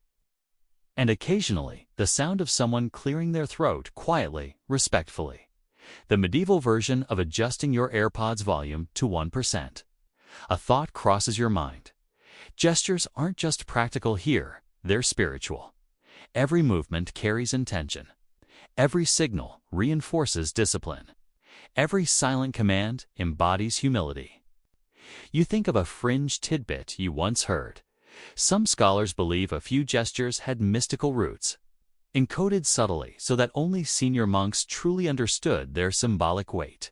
Whether that's true is uncertain. Historians still debate if the signs were purely functional or if some held deeper meaning.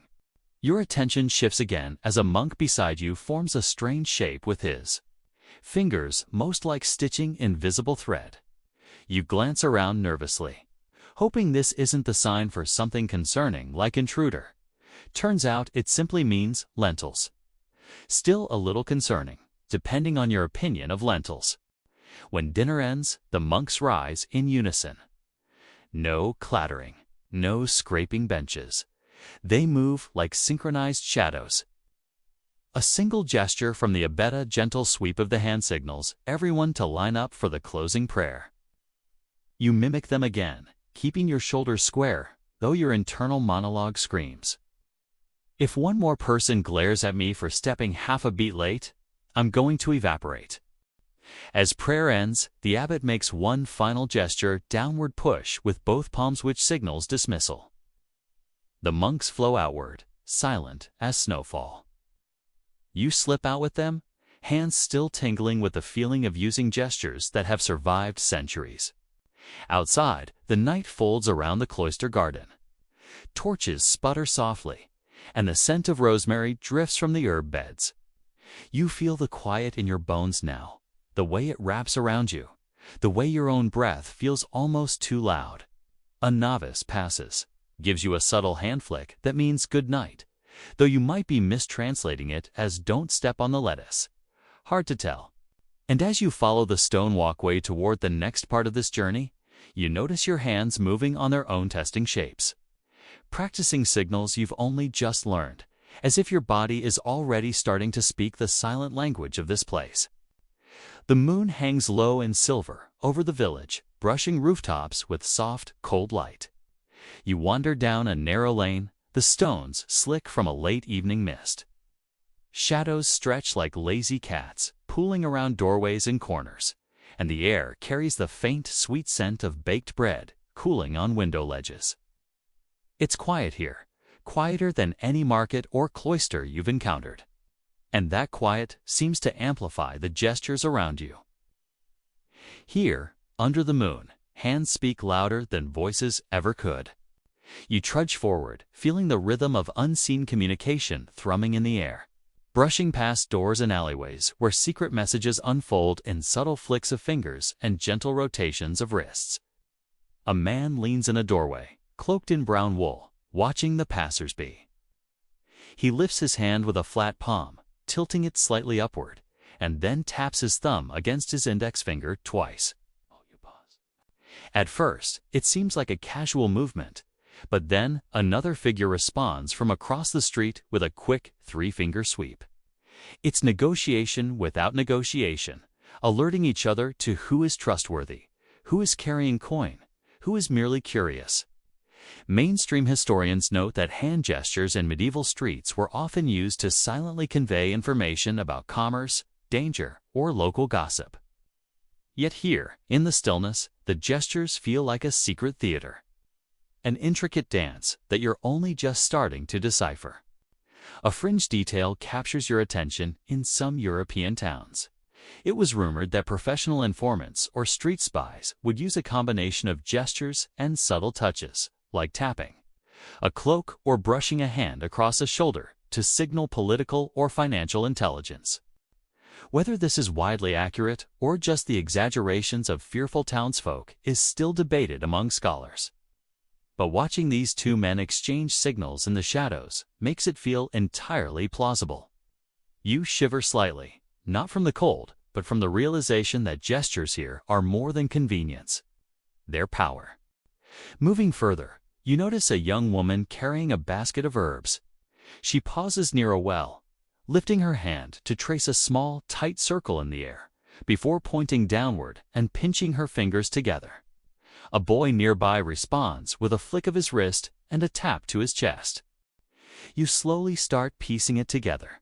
The gestures seem to signal a local hazard, a slippery stone by the well lore, perhaps a request for a small trade, an exchange of a token herb for a coin. You marvel at how detailed this language is, operating in a compact, almost musical way. Historians still argue whether such gestures developed spontaneously among neighbors or were formalized in certain guilds and communities. Your gut says it was probably both, shaped by practical needs and reinforced by countless imitations over decades. The lane narrows, funneling you past shuttered windows, low doorways, and the occasional cat slinking across the stones. You feel a pull toward a small cluster of people gathered near an archway. Their hands move constantly, palm brushes, subtle finger twists, micro flicks of the wrist. One figure tilts his head and performs a sequence of gestures so rapid and refined, it almost looks like a secret handshake for a club you'll never join. Yet everyone around him seems to follow and understand perfectly. You can't help but compare it to modern-day texting shorthand, emojis in motion, or even the frantic hand signals of contemporary auctioneers, but slower, deliberate, and layered with centuries of unspoken rules. A quirky tidbit floats to the surface of your mind. In some towns, hand signals were so codified that merchants and townsfolk could communicate while their mouths were full of food or drink, or even while pretending to be asleep. It sounds almost ridiculous, yet the efficiency and subtlety of this system would have been invaluable in crowded markets or secretive political circles. You glance around, trying not to feel too conspicuous as your hands twitch unconsciously, mimicking shapes and patterns you've seen.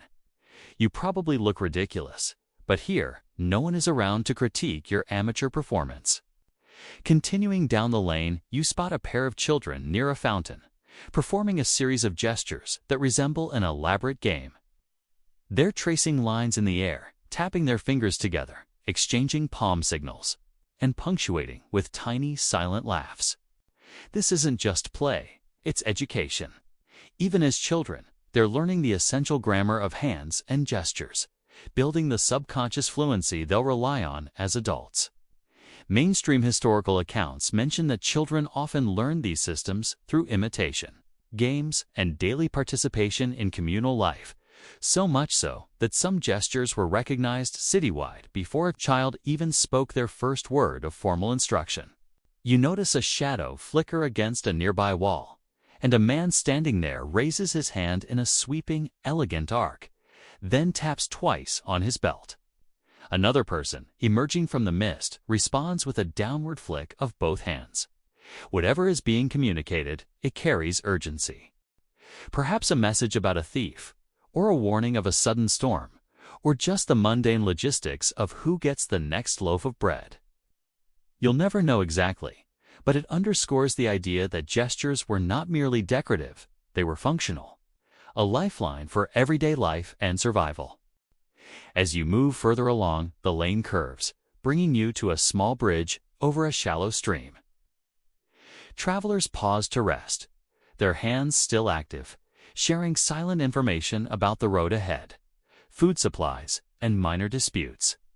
A man seated on the edge traces a looping motion in the air, then taps his palm against his chest, sending signals that ripple through the small group. A woman mimics part of the gesture with a tilt of her head and a flick of her wrist. It's hypnotic. You start to understand the layers, the fluidity, the nuance, the precision. Fringe stories suggest that some individuals could read the entire network of village gestures from a distance, interpreting multiple overlapping messages simultaneously. Whether that's true or just folklore is uncertain, but the idea alone is mesmerizing. The night air carries the faint scent of smoke from hearths, mingling with the earthy aroma of wet stone and herbs. A quiet calm settles over the scene, yet the gestures never cease. You notice small clusters of people, hands waving, fingers curling, palms pressing, always conveying information, always connected to the rhythm of the night. Historians still debate whether such gestural fluency was universal across medieval Europe or unique to specific regions, but observing it here, under the silver light of the moon, you feel its universality in human experience, the need to communicate, to warn, to teach, and to share. You walk past a small shrine tucked beneath the bridge, where pilgrims and locals alike pause, offering small tokens or murmured prayers. A figure kneels and uses gestures to indicate the type of offering desired: coins, herbs, a candle. Another follows with a delicate palm rotation, signaling gratitude. You try mimicking a gesture in return, unsure if it means thank you or I am curious but hopelessly lost. The figure gives you a gentle nod. Close enough. You think of a quirky medieval belief. Some townsfolk believed that gestures performed at sacred sites carried spiritual weight, subtly influencing fate. Skeptical scholars debate this claim endlessly, but the charm and ritual of it feel real in the hush of the night. Finally, you reach the edge of the village, where the road opens into a field bordered by distant trees. Travelers prepare to rest, exchanging final gestures of guidance, safety, and caution. Children tuck in, adults adjust cloaks, and the quiet hum of the night seems to absorb every small movement. You realize that every gesture you've witnessed tonight, from markets to cloisters to silent streets, forms an invisible thread connecting people, places, and intentions, a secret language that transcends words and binds the community together. You breathe deeply, savoring the delicate interplay of movement, meaning, and history. The first hints of dawn begin to creep along the horizon, softening the deep shadows of the village and bathing the rooftops in a pale silver-gold light. You walk along the riverbank now, where the water murmurs over stones and reeds bend gently in the breeze. And you notice a subtle shift in the way gestures are used. Nighttime secrecy has given way to morning purpose. Hands are no longer just instruments of warning or play, their tools of guidance, invitation, and reassurance. You follow a group of villagers who seem to be heading toward the ferry, their hands weaving silent instructions like a hidden score. And you realize that the language you've been slowly deciphering is alive, changing to meet the demands of each hour.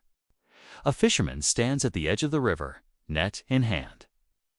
He raises his palm, curling his fingers toward his chest, then points at a particular section of the water. A second man responds with a tap of his index finger on his temple and a swift downward gesture. You watch, enthralled. The signal conveys a specific fishing spot, likely the location of the best catch this morning. A mainstream historical fact surfaces: river and coastal fishermen in medieval Europe often relied on hand signals to coordinate efforts across small boats or along the banks, communicating without disturbing the fish or alerting rival fishermen. It's pragmatic, elegant, and entirely human. Fringe sources claim that in some coastal towns, experienced fishermen could read the subtle bends in an assistant's fingers to determine the depth and density of fish schools, a kind of tactile telegraphy that most scholars today dismiss as romantic exaggeration. Yet watching this man and his companion, you can almost imagine it being true.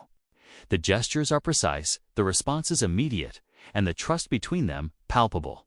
Historians still argue whether these techniques were standard or isolated quirks. But standing here, witnessing the rhythm, you suspect there's a grain of truth buried in the legends. Nearby, a baker arrives with a wooden cart of fresh bread, raising his palms alternately in sweeping arcs to signal his arrival to a shopkeeper waiting across the street. The shopkeeper responds with a series of subtle gestures: a flat palm to indicate the quantity of bread needed, a curling of fingers to confirm the specific type, and a final, quick flick of the wrist to accept delivery. It's almost like watching a choreographed dance, and yet it functions purely as a language. You think of a quirky tidbit. In some regions, bakers and sellers were known to use exaggerated gestures deliberately to entertain or distract children while haggling with adults. A clever way to maintain attention and ensure smooth transactions.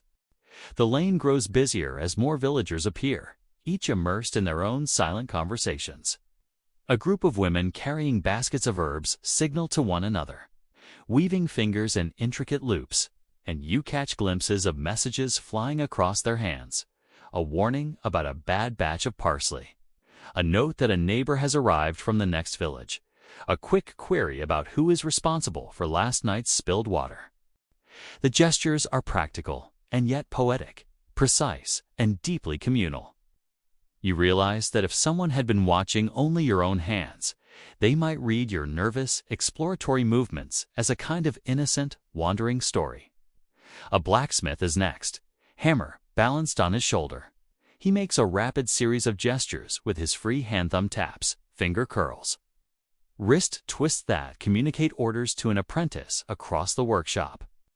It's a silent rhythm of authority, instruction, and timing. Mainstream historians note that workshops of this kind often relied on hand signals to coordinate dangerous work, minimizing verbal commands that might be misheard over the hammering, the roaring bellows, or the clanging metal. You can't help but admire the efficiency and beauty of it. Fringe sources tell of secret codes blacksmiths sometimes used, gestures designed to communicate trade secrets or the location of rare metals without alerting rivals. Whether this is true or a charming legend is still under scholarly debate. But the idea adds a thrilling layer to the silent choreography of everyday work.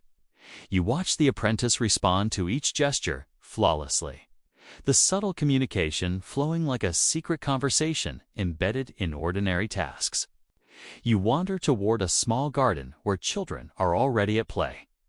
They imitate the adults, weaving gestures into games that teach cooperation, negotiation, and storytelling. A girl traces a small spiral in the dirt with her finger, signaling a pretend treasure buried nearby. And her friend taps the top of his head before making a circular motion with his hand, acknowledging and extending the imaginary game. Mainstream historians confirm that children's imitation of adult gestures was a key method of social learning, reinforcing both language and social norms. It's delightful watching these small humans perfect the silent language of their community, one playful iteration at a time. A quirky observation: some children were said to create entirely new gestures for their games, which occasionally made it back into adult life as a legitimate signal, though often with humorous consequences. Historians still debate whether this process helped standardize gestures or contributed to regional variations in meaning. But either way, it illustrates how culture and innovation were inseparable. You move to the village center, where the town crier would soon ring his bell, though not yet. People are preparing their stalls, exchanging greetings, signaling for help or assistance without uttering a word. You notice a man gesturing with one hand toward a wagon while extending his other palm flat. The message seems simple. Hold here. Don't move. Another man responds with a two-finger sweep, indicating acknowledgement. The choreography is subtle yet precise, almost instinctive. Every hand movement carries the weight of intention. A nuanced grammar of motion that's visible, interpretable, and, importantly, universally understood among those fluent in it. You recall a fringe tidbit from your studies. Certain towns had rituals where gestures were tested during market inspections. An inspector might signal with a subtle movement, and merchants had to respond correctly to demonstrate compliance or awareness. Whether it was widespread or just an anecdotal curiosity remains debated. But witnessing the care with which gestures are exchanged here, it doesn't seem far-fetched. As the sun climbs higher, warming the streets and flickering across the stone walls, you feel the rhythm of the day settle into a subtle pulse. Gestures are everywhere. A tilt of a wrist, a flick of a finger, a nod accompanied by a hand sweep. They communicate danger, generosity, instruction, humor, and kindness. They are a bridge across human experience, a language spoken with motion rather than sound, universal yet profoundly local. You think of how, through this silent system, the medieval world has been guiding, protecting, and educating its people for centuries. And as you pause, hands brushing lightly over stone railings, you recognize that this language, the secret language of medieval hands, is not just functional. It is art, culture, and memory, all at once. The village seems to breathe differently as the day progresses. A rhythm carried in footsteps, glances, and, most importantly, the subtle choreography of hands. You wander along the cobbled streets, the sun bouncing off rooftops, glinting on metal tools and the occasional puddle left from last night's mist. Every gesture you've learned so far is alive here, twisting and turning in response to the bustle of morning commerce. Fingers tap, palms rise, and wrists tilt in a rhythm that feels like an invisible orchestra. And you are both audience and participant. You realize that this silent language has more layers than you ever imagined, carries information about trust, status, need, and humor, all in movements small enough to escape notice if one isn't paying attention. Ahead, a group of weavers prepares their looms outside a low building, the clatter of wooden shuttles punctuating the quiet hum of the village. One weaver signals with a quick rotation of the wrist to a companion across the street, who responds by adjusting the warp threads with a subtle flick of fingers. Mainstream historians note that in crafts like weaving or pottery, gestures were often used to direct apprentices silently over long distances, especially in environments where speech could be drowned out by machinery or the rhythm of work. Watching it now, you realize the efficiency. The silent language minimizes error, speeds up production, and reinforces hierarchy all without a single word. You notice a fringe detail. In certain towns, it was believed that particular gestures performed during weaving could influence the outcome of the cloth, its quality, its color, or even the favor of the patrons who would buy it. Whether true or just superstition, it adds a layer of almost magical intention to every flick of a finger, every sweep of the hand. Historians still debate whether these beliefs shaped gestures or were simply playful attributions to otherwise practical movements. You can't help but watch the hands as if expecting them to cast spells. And in a way, they do, spells of understanding, coordination, and communal cohesion. You continue down a narrow alley where bakers, merchants, and town criers cross paths. A man with a basket of apples signals to a colleague with a rapid sequence of taps and sweeps. Another responds with a two-handed gesture, then taps his shoulder as confirmation. It's an entire negotiation carried in silence. Quantities, prices, destinations, even reminders of yesterday's debts. A quirky observation surfaces: in some medieval markets, gestures were considered legally binding in informal transactions. A merchant could confirm a sale without words, and breaking the agreement would be a breach of communal trust. Imagine that this silent nod of your fingers carrying more authority than a signed parchment. The sunlight shifts as you round a corner, illuminating a small chapel where villagers gather for mid-morning prayer.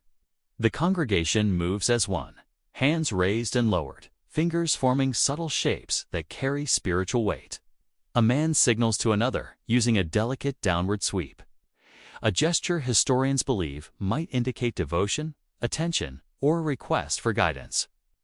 Fringe accounts suggest that some gestures at religious sites were encoded with moral instruction, subtly teaching ethics through motion.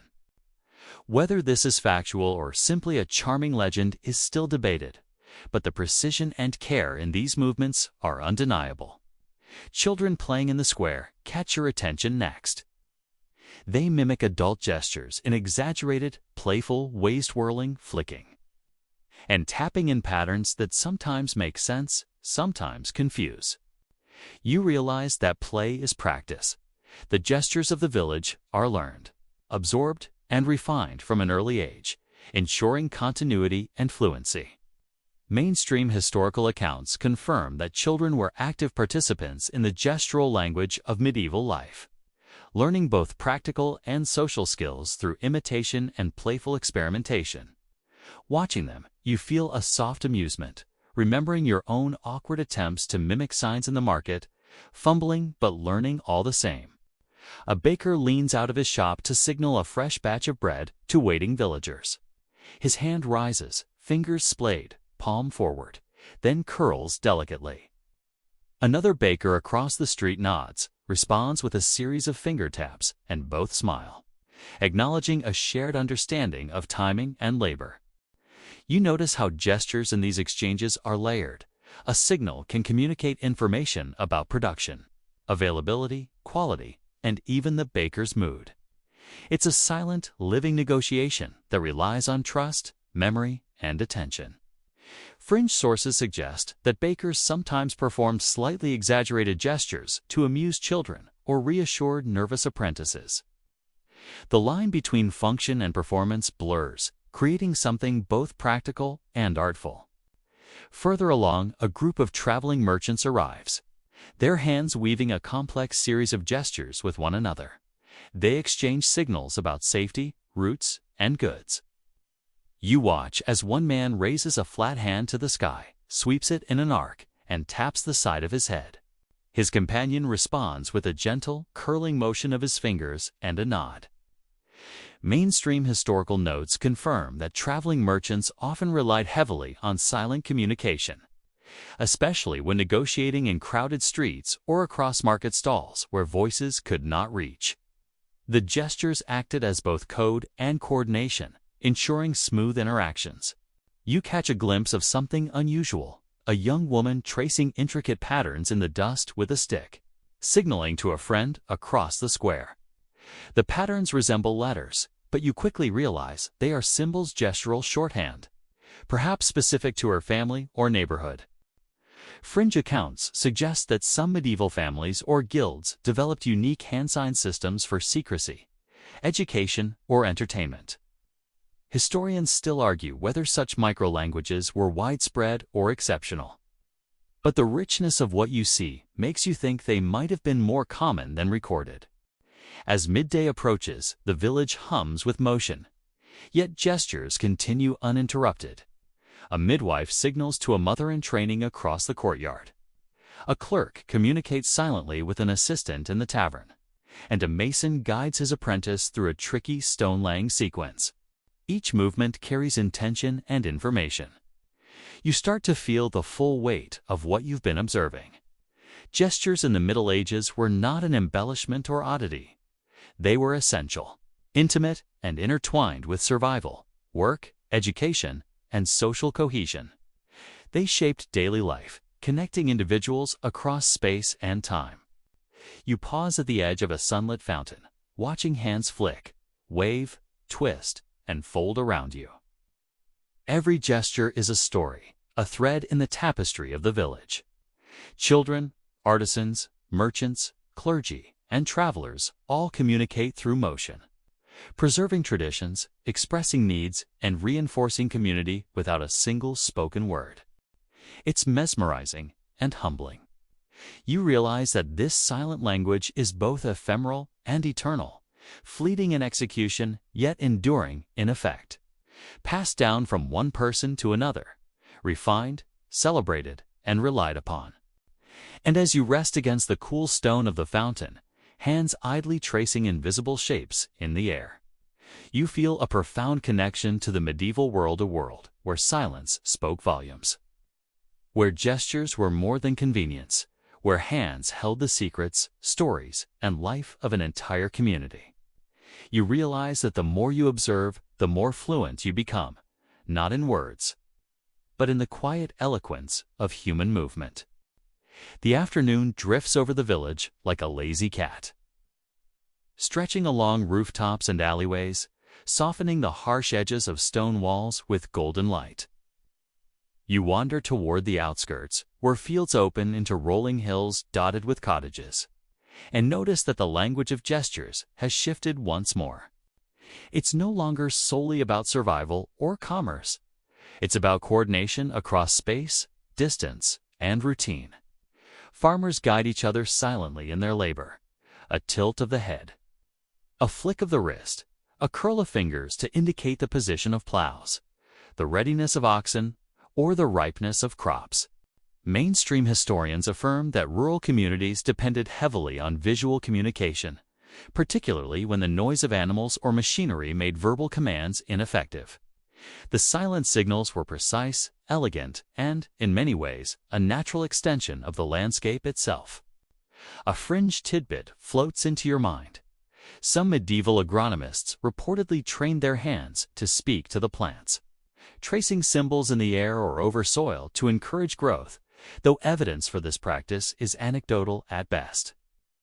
Whether ritual, superstition, or early agricultural science, it underscores the intimate relationship between movement, observation, and belief. Historians still debate whether such gestures were widely adopted or remained the peculiar habit of a few eccentric farmers. But the fact that anyone even tried it suggests a culture deeply attuned to the meaning of motion.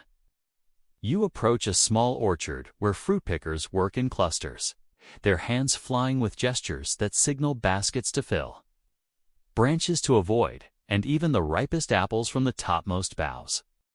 A young girl extends her hand upward, flicking her fingers in a precise arc, and an older boy responds by adjusting his ladder just so. The efficiency is mesmerizing, and you realize that every gesture carries a mini-narrative, instruction, confirmation, caution, and care.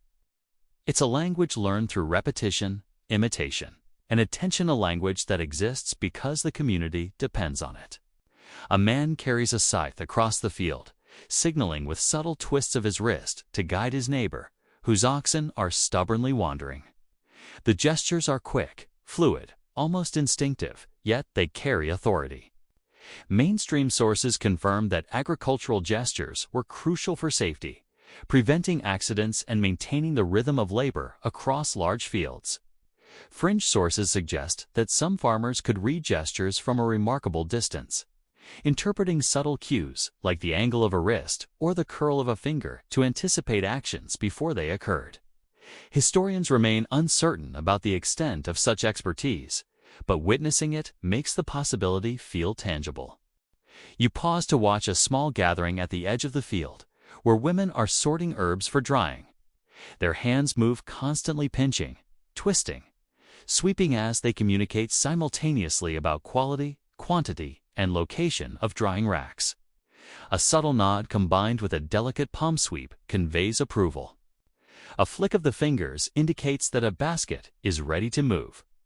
You marvel at the speed with which these signals are exchanged, almost like a silent choreography perfected over years.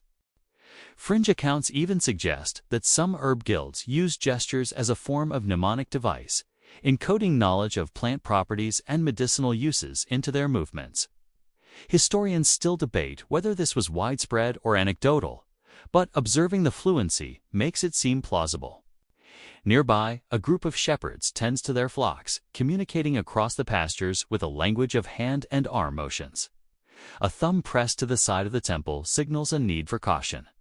A sweeping gesture directs the sheep, and a double flick of the fingers indicates that it's time to move toward the pen. Mainstream sources note that shepherds relied on gestures for efficiency and safety, especially in terrain where verbal commands could be drowned out by wind or distance. You notice a quirky detail.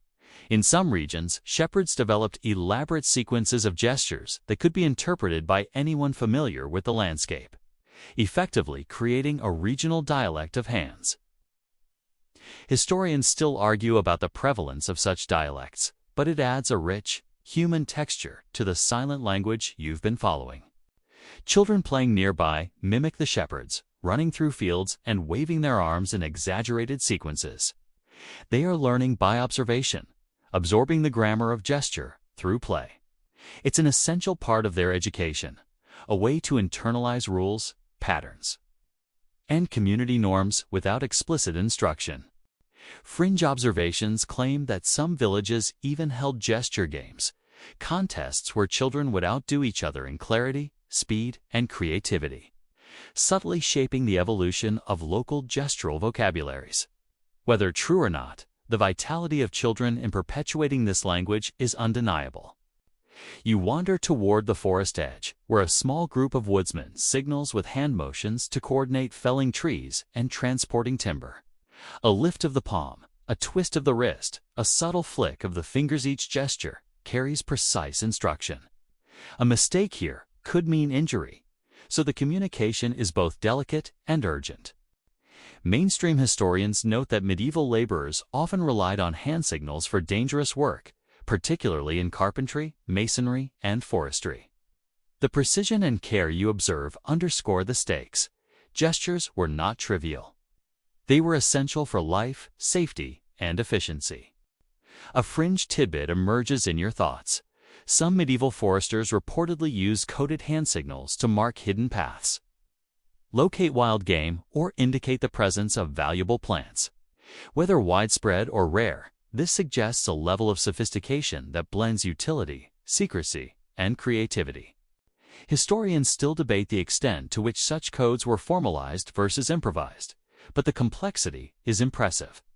You feel your own hands itching to practice, tracing shapes in the air as if the wind itself could carry the message.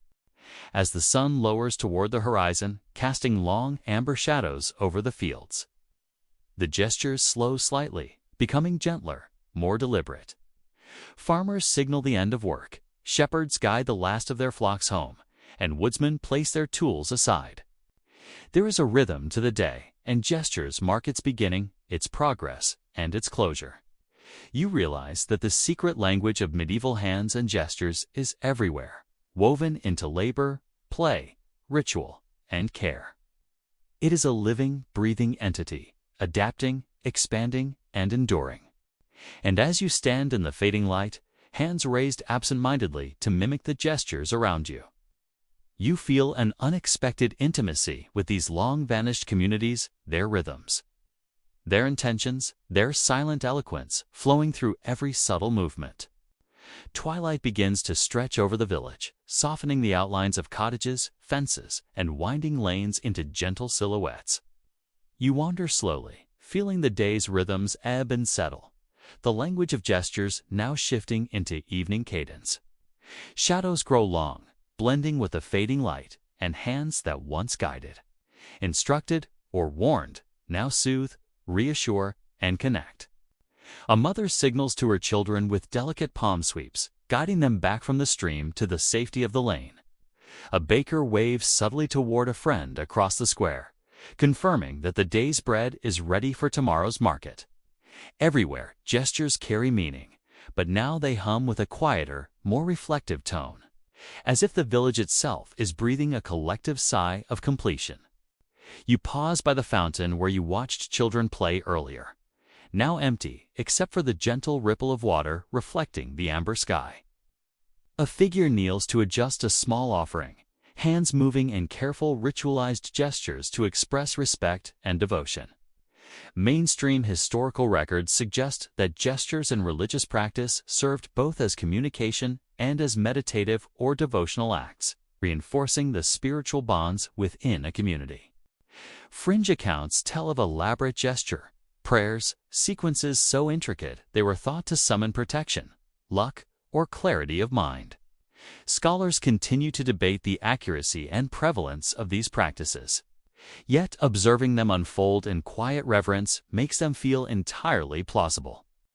Nearby, two travelers meet on the edge of the village, their hands weaving a complex series of signals that convey friendship, route information, and safety advice. They are fluent in a regional dialect of gestures, a silent conversation spanning miles without a word spoken. Fringe accounts suggest that some itinerant merchants could read the gestures of an entire network of townspeople, interpreting signals from multiple villages along their route. Whether this was common or exceptional is still a point of debate among historians, but witnessing the fluidity of their hands, the clarity of their communication convinces you that this silent literacy was both powerful and practical. A blacksmith steps out of his workshop, signaling his apprentice to carry tools to the far side of the square.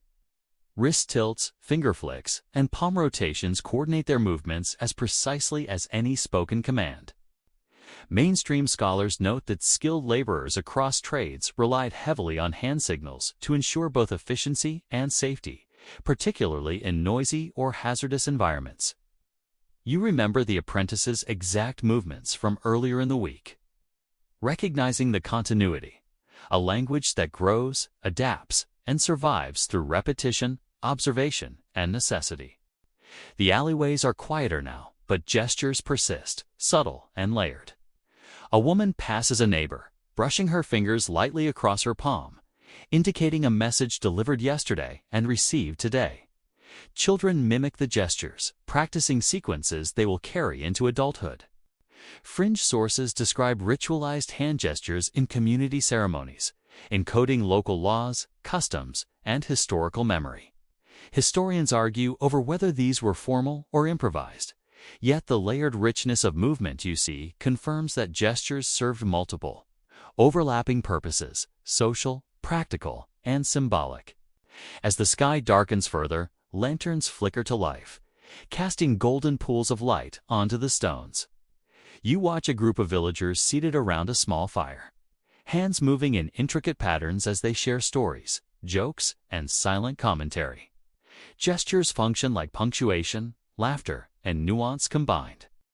You catch a finger flick here, a palm rotation there, subtle nods, and tilts that transform ordinary communication into something almost performative. Mainstream historians recognize that gestures enrich storytelling, offering emphasis and clarity when words alone might fail. Fringe tales claim that some storytellers use sequences of gestures to convey entirely separate narratives to attentive audiences, a form of layered communication that remains debated to this day. A shepherd emerges from the fields, guiding the last of the flock home with slow, deliberate hand movements. Each signal communicates location, pace, and caution, a soft dialogue between human and animal. Mainstream accounts note that these gestures allowed shepherds to manage livestock efficiently across open fields without shouting, relying on visual cues tuned over years of practice. Fringe observations suggest that the precision of such signals could sometimes mimic words in complexity, conveying nuanced instructions that a casual observer would never suspect. Whether fact or anecdote, the intimacy and efficiency of these movements is striking. The village quiets further as night deepens, the sounds of daily labor fading into gentle rustling and distant animal calls. Gestures, however, do not cease entirely. They become intimate, protective, and communal. A mother tucks a child into bed, palm sweeping over the sleeping form in a gesture of comfort. A pair of neighbors signal their gratitude for help shared earlier, hands briefly touching in acknowledgement. Mainstream historians note that gestures of affection and reassurance were as common as those of labor, commerce, or instruction, forming an unspoken network of care and connection. Fringe accounts sometimes ascribe almost magical potency to such gestures, suggesting that silent communication could carry emotional or spiritual resonance. Scholars remain divided on this, yet observing it firsthand, you sense the truth in its universality. Finally, you find yourself alone at the edge of the village, moonlight washing over the rooftops, the hush of night wrapping the streets in soft shadows. You trace small, deliberate gestures in the air, recalling the countless hands you've observed throughout the day flicks, sweeps, curls, taps. Each one carried meaning, intention, and connection. Historians still debate the extent and standardization of medieval gestural language, but the evidence is clear. Hands were instruments of culture, survival, and community. Fringe stories embellish the system's intricacy, yet whether legend or fact, they reflect the human fascination with silent eloquence. You pause, breathing deeply, letting the weight of the day's observations settle. The village sleeps, yet every gesture you've witnessed lingers in your mind like echoes. Hands have guided, warned, instructed, comforted, and celebrated. They've negotiated markets, taught children, coordinated labor, and preserved stories. The secret language of medieval hands and gestures is, in every sense, alive, a network of meaning that binds people across space, generations, and the quiet night. And as you slowly lower your own hands, feeling their subtle memory in your fingertips, you realize that understanding this silent world has brought you closer to the pulse of humanity itself. A rhythm measured not in words, but in motion, intention, and the quiet eloquence of hands.